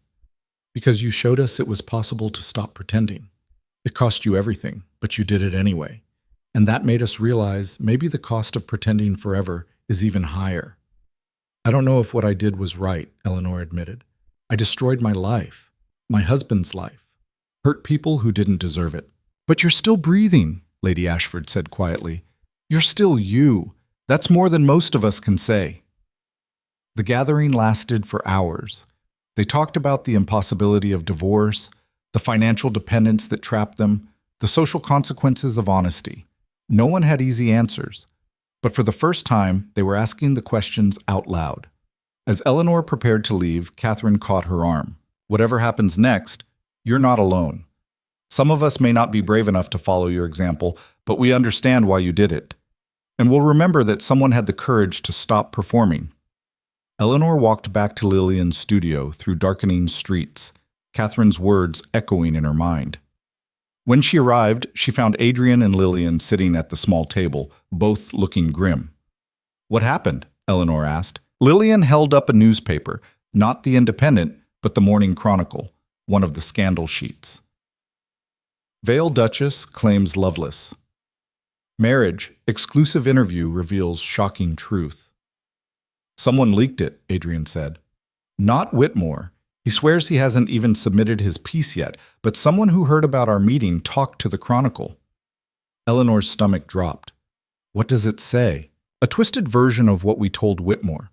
They're saying you're blaming me for everything, that I drove you mad with neglect, that Lillian seduced me away from a loving wife. Adrian's voice was flat with defeat. It's all wrong. Eleanor read the article, watched their honest attempt at truth get mangled into more scandal, and felt despair creeping in. Then she noticed something. At the bottom of the article, a line in smaller print. Duchess Vale reportedly told friends she regrets nothing about exposing her husband's affair, claiming other noble wives deserve to know they aren't alone in unhappy marriages. Look at this, Eleanor said, pointing. Adrian and Lillian read it, confused. They got most of it wrong, Eleanor continued, but they got that part right. Other wives deserve to know they're not alone. And now, thanks to this awful article, thousands of women across England are reading about it over breakfast. That's a silver lining? Lillian asked skeptically. It's a crack in the wall. That's all we need. Over the next week, letters began arriving. At first just a few, slipped under the studio door or left with Lillian's neighbors. Then dozens, then hundreds. Letters from women in marriages like Eleanor's. From men suffocating under the same expectations as Adrian. From people who'd read the scandal and seen themselves in it. Thank you for saying what I've been thinking for 15 years. My husband and I haven't been happy in a decade. Your courage makes me think we might survive admitting it. I thought I was the only one pretending. Now I know I'm not alone. They read them together, Eleanor, Adrian, and Lillian, in the cramped studio that had become their unlikely headquarters. Each letter was a small act of rebellion against the lie that perfect marriages existed. Finally, 3 weeks after the gala, James Whitmore's article ran in The Independent, The Truth About the Veil Scandal, a conversation about marriage, expectation, and the cost of honesty. He'd written it exactly as they'd told it. No villains, no heroes, just 3 flawed people trying to survive impossible expectations. He'd included quotes from each of them, given context to their choices, and ended with a question. How many other marriages in our highest circles are similarly hollow? And more importantly, why do we demand the performance continue even when it destroys the performers? The response was immediate and divided. Conservative papers called it dangerous propaganda. Progressive ones praised it as necessary conversation. Society matrons declared it an attack on marriage itself. Younger women passed it around drawing rooms like contraband, but the conversation had started. That was what mattered. Eleanor sat in Lillian's studio reading letters from strangers who'd found hope in her honesty and realized something had fundamentally changed.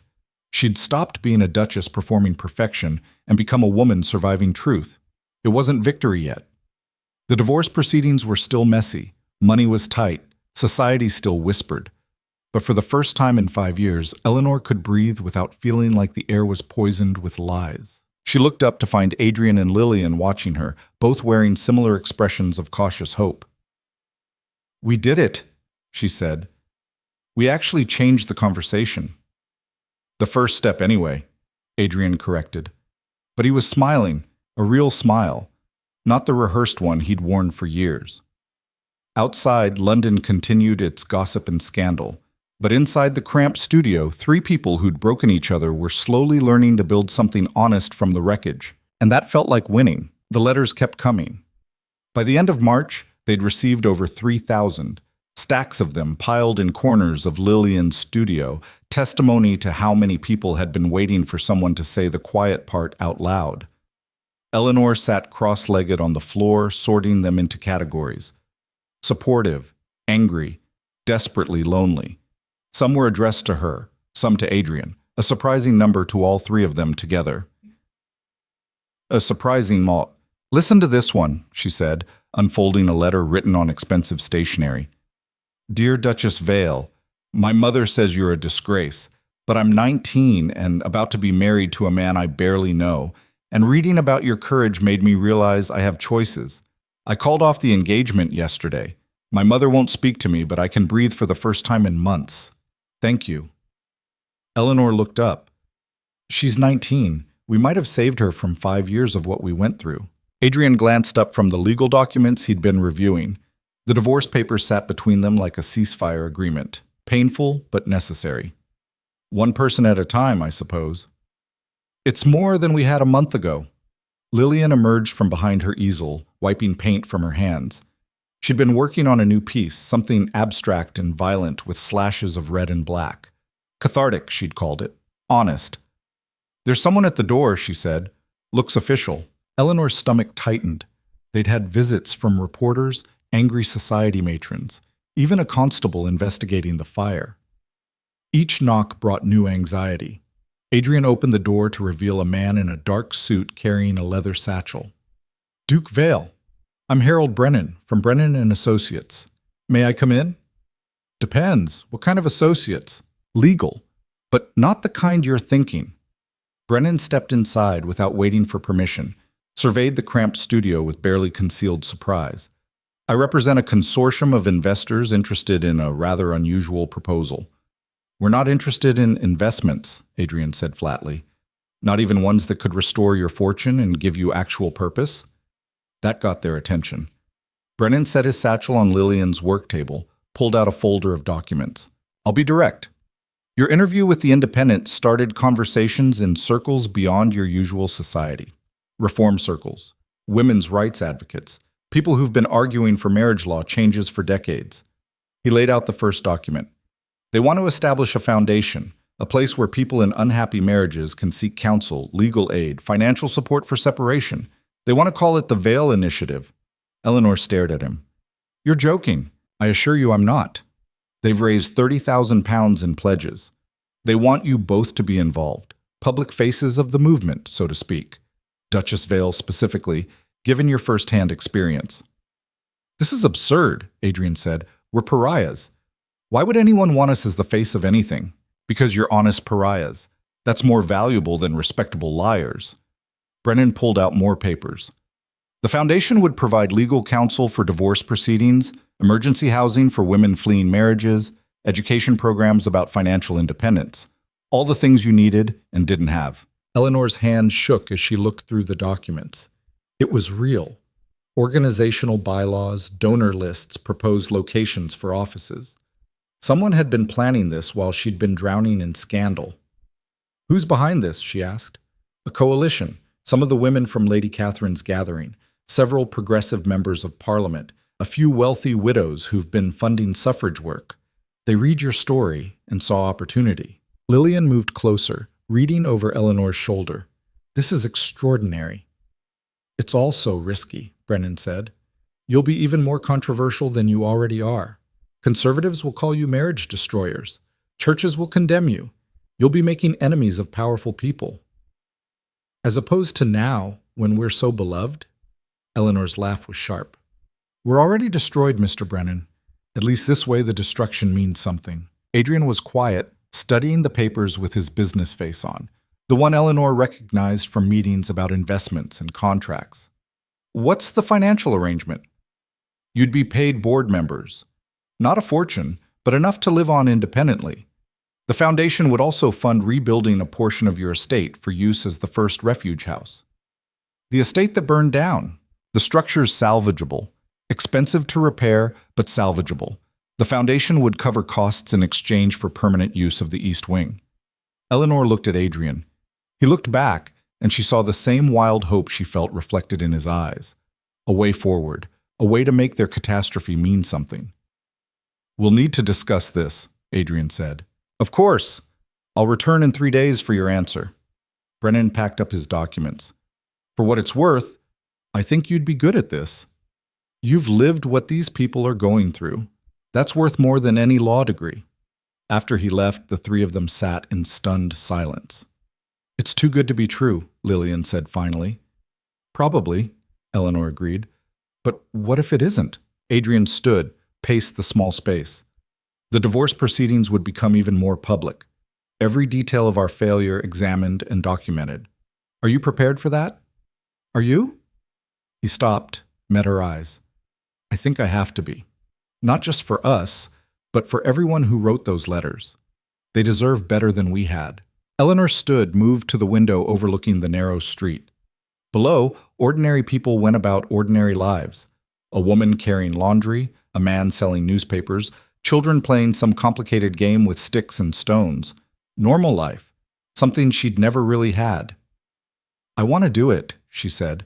Not because it'll fix us or make us respectable again, but because maybe we can prevent someone else from spending 5 years dying quietly in a marriage they're too afraid to leave. Then we do it, Adrian said. Together. One last performance, except this time we're performing honesty instead of perfection. Lillian cleared her throat. You know I can't be part of this. The foundation needs legitimacy. A painter who enabled an affair isn't exactly the image they're going for. Lillian, no, it's fine. Actually, it's better than fine. She gestured to the painting she'd been working on. I've been hiding too, in my own way. Using art as escape instead of expression. Maybe it's time I stopped that. What will you do? Eleanor asked. Paint. Really paint. Not just pretty landscapes for gallery openings. Show the messy truth instead of comfortable lies. Lillian smiled. You're not the only ones who can be brave. They gave Brennan their answer 3 days later. Yes to the foundation. Yes to becoming public advocates for marriage reform. Yes to turning their scandal into something useful. The work began immediately. Board meetings with lawyers and reformers who treated Eleanor like a colleague instead of a cautionary tale. Site visits to the burned estate where architects discussed rebuilding plans. Interviews with newspapers that actually wanted to understand instead of sensationalize. It was exhausting. Eleanor had traded one performance for another. Instead of perfect duchess, she was now courageous reformer. But this role fit better, felt more true. The divorce finalized in June. A quiet proceeding in a judge's chambers, legal dissolution of a marriage that had been dead for years. Eleanor walked out of the courthouse a divorced woman, socially ruined but legally free. Adrian met her outside, looking similarly unmoored. How do you feel? He asked. Terrified. Relieved. Both. Eleanor looked at the divorce decree in her hands. We're not married anymore. No, we're not. They stood on the courthouse steps, two people who'd once pledged their lives to each other, now released from vows neither had been able to keep. I don't regret it, Adrian said suddenly. Marrying you, I mean. I regret how it went, what we did to each other. But not the fact of it. Does that make sense? Eleanor thought about it, about the woman she'd been at 19, terrified and eager to please, and the woman she was now at 24, scarred but solid. It makes sense. I'm not who I would have been without you. Better or worse, I don't know. But different. More real. Friends? He extended his hand awkwardly. Eleanor looked at his hand, then at his face. This man who'd been husband, stranger, collaborator, and now something undefined. She took his hand. Friends, she agreed. Eventually, right now, maybe just allies. I'll take it. The foundation opened its doors in September.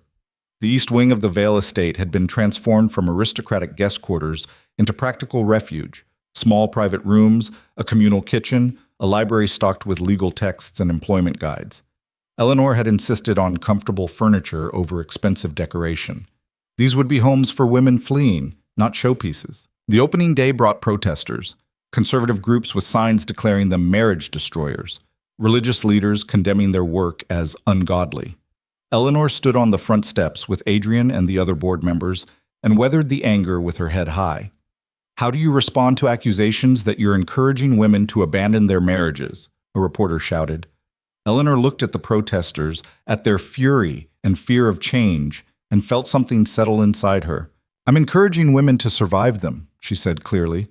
There's a difference between abandonment and self-preservation. If your marriage is killing you, emotionally, spiritually, sometimes physically, you have the right to leave. That shouldn't be controversial. That should be obvious.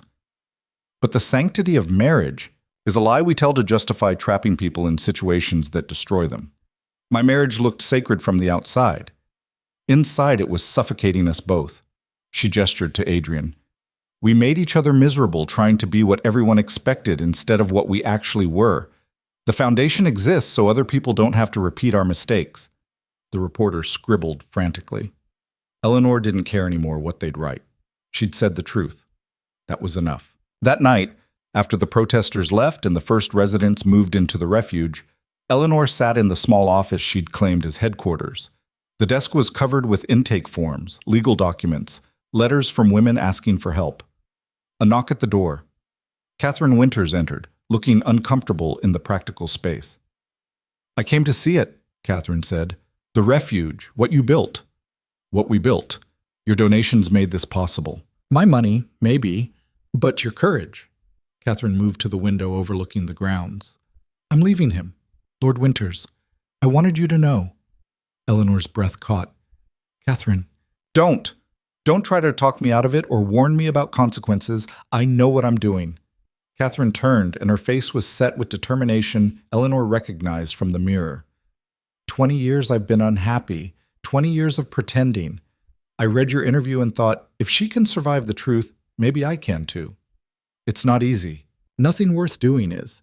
Catherine pulled an envelope from her bag. I'm pledging another £10,000 to the foundation. And I'm moving into the refuge next week while my lawyers handle the separation. I want to be here, to help others do what I should have done years ago. Eleanor came around the desk, took Catherine's hands. They were shaking. You'll lose everything, Eleanor said. I already have. I just stopped pretending I hadn't. Catherine squeezed back. Besides, I hear there's a position open for a second coordinator, if you'll have me. Can you handle angry protesters and legal paperwork and women who've lost everything showing up at 3 a.m? Can you? Eleanor laughed. I don't know, but I'm trying. Then we'll try together. Over the next year, the foundation expanded. A second refuge house opened in Manchester, a third in Edinburgh.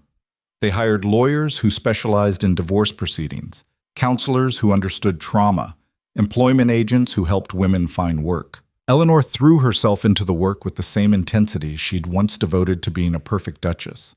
Except now, when she smiled at events, it was real.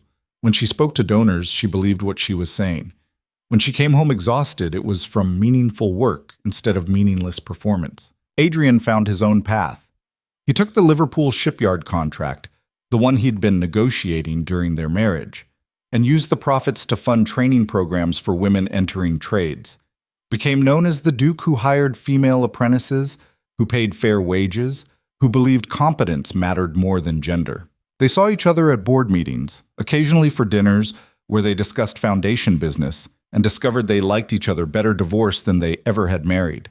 The friendship Eleanor had promised took root slowly, built on honesty instead of obligation. Lillian's career exploded after a controversial gallery show featuring paintings about marriage, adultery, and emotional survival. Critics called her work brutally honest and uncomfortably intimate.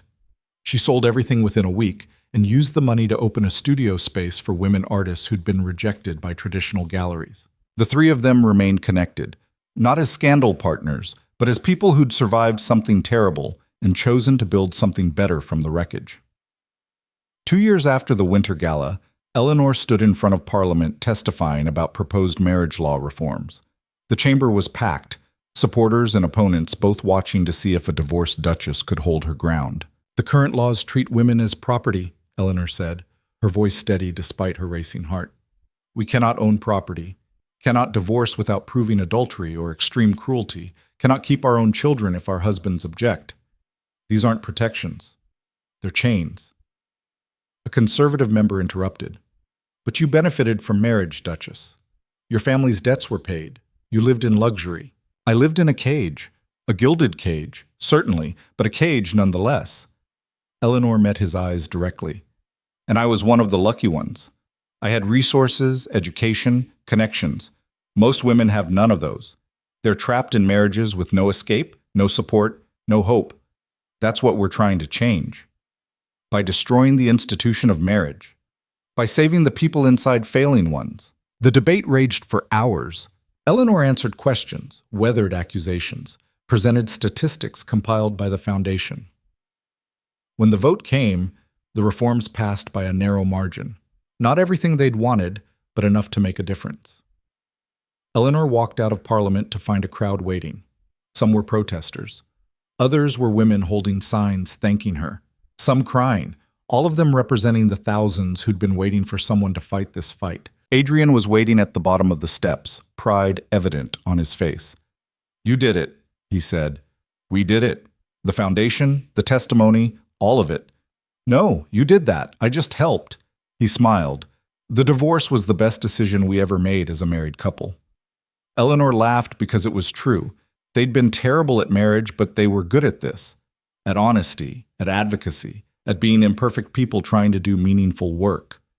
"What now?" Adrian asked. Eleanor looked at the crowd, at the women who'd found courage in her catastrophe, at the future unfolding messier and harder, but more honest than any perfect performance could have been. "Now we keep going," she said. "There are more laws to change, more women to help, more lies to dismantle." Sounds exhausting. It is, but it's real. And I'll take real over perfect any day. They walked back to the Foundation headquarters together, former spouses and current allies, and Eleanor felt something she'd never experienced in the Vale mansion: belonging. Not to a role or a title or an expectation, but to a purpose she'd chosen herself. That night, Eleanor sat in her small flat, nothing like the estate, but hers in a way that mansion never was, and read through the latest letters. A woman in Cornwall asking about divorce proceedings. A man in Liverpool wondering if the Foundation helped unhappy husbands too. A 19-year-old who'd read about Eleanor's testimony and decided to postpone her engagement. One letter made her pause. The handwriting was shaky, the paper cheap, but the words hit hard. "Dear Duchess Vale, I've been married 43 years to a man who hasn't spoken a kind word to me in decades. I thought I had to endure until death. Then I read about your foundation. I'm 71 years old, and yesterday I filed for separation. My children think I'm mad. Maybe I am, but I'm also alive for the first time since I was 28. Thank you for showing me it's never too late for truth." Eleanor folded the letter carefully, added it to the collection she kept in a box labeled "Why We Do This." She poured herself tea, looked around her modest flat with its secondhand furniture and paint-stained curtains courtesy of Lillian. No servants, no grand staircase, no cherubs on the ceiling to count during sleepless nights. Just a small space where Eleanor lived as herself, flawed, scarred, honest Eleanor who'd destroyed her perfect life and built a meaningful one from the ruins. Worth it. Every painful moment, every public humiliation, every loss. Absolutely worth it. A knock at the door pulled her from her thoughts. She opened it to find Catherine holding a bottle of wine and looking pleased with herself. "The Manchester Refuge just got its 20th resident," Catherine announced, "and I have news about the Scotland expansion. Come in, tell me everything." They settled at Eleanor's small table, spreading papers between them while they planned and argued and laughed. Two divorced women building a movement, one refugee at a time. Later, much later, after Catherine left and London settled into quiet, Eleanor stood at her window looking out at the city. Somewhere in those streets were women in marriages like hers had been. Somewhere were men suffering the same way Adrian had. Somewhere were people trapped by expectations they never chose. But also, somewhere in those streets were the 3 refuges they'd opened, the lawyers who took cases pro bono, the women who'd found courage to leave, the lives changed by truth instead of performance. Eleanor had spent 5 years dying quietly. She'd destroyed everything in one spectacular night of honesty.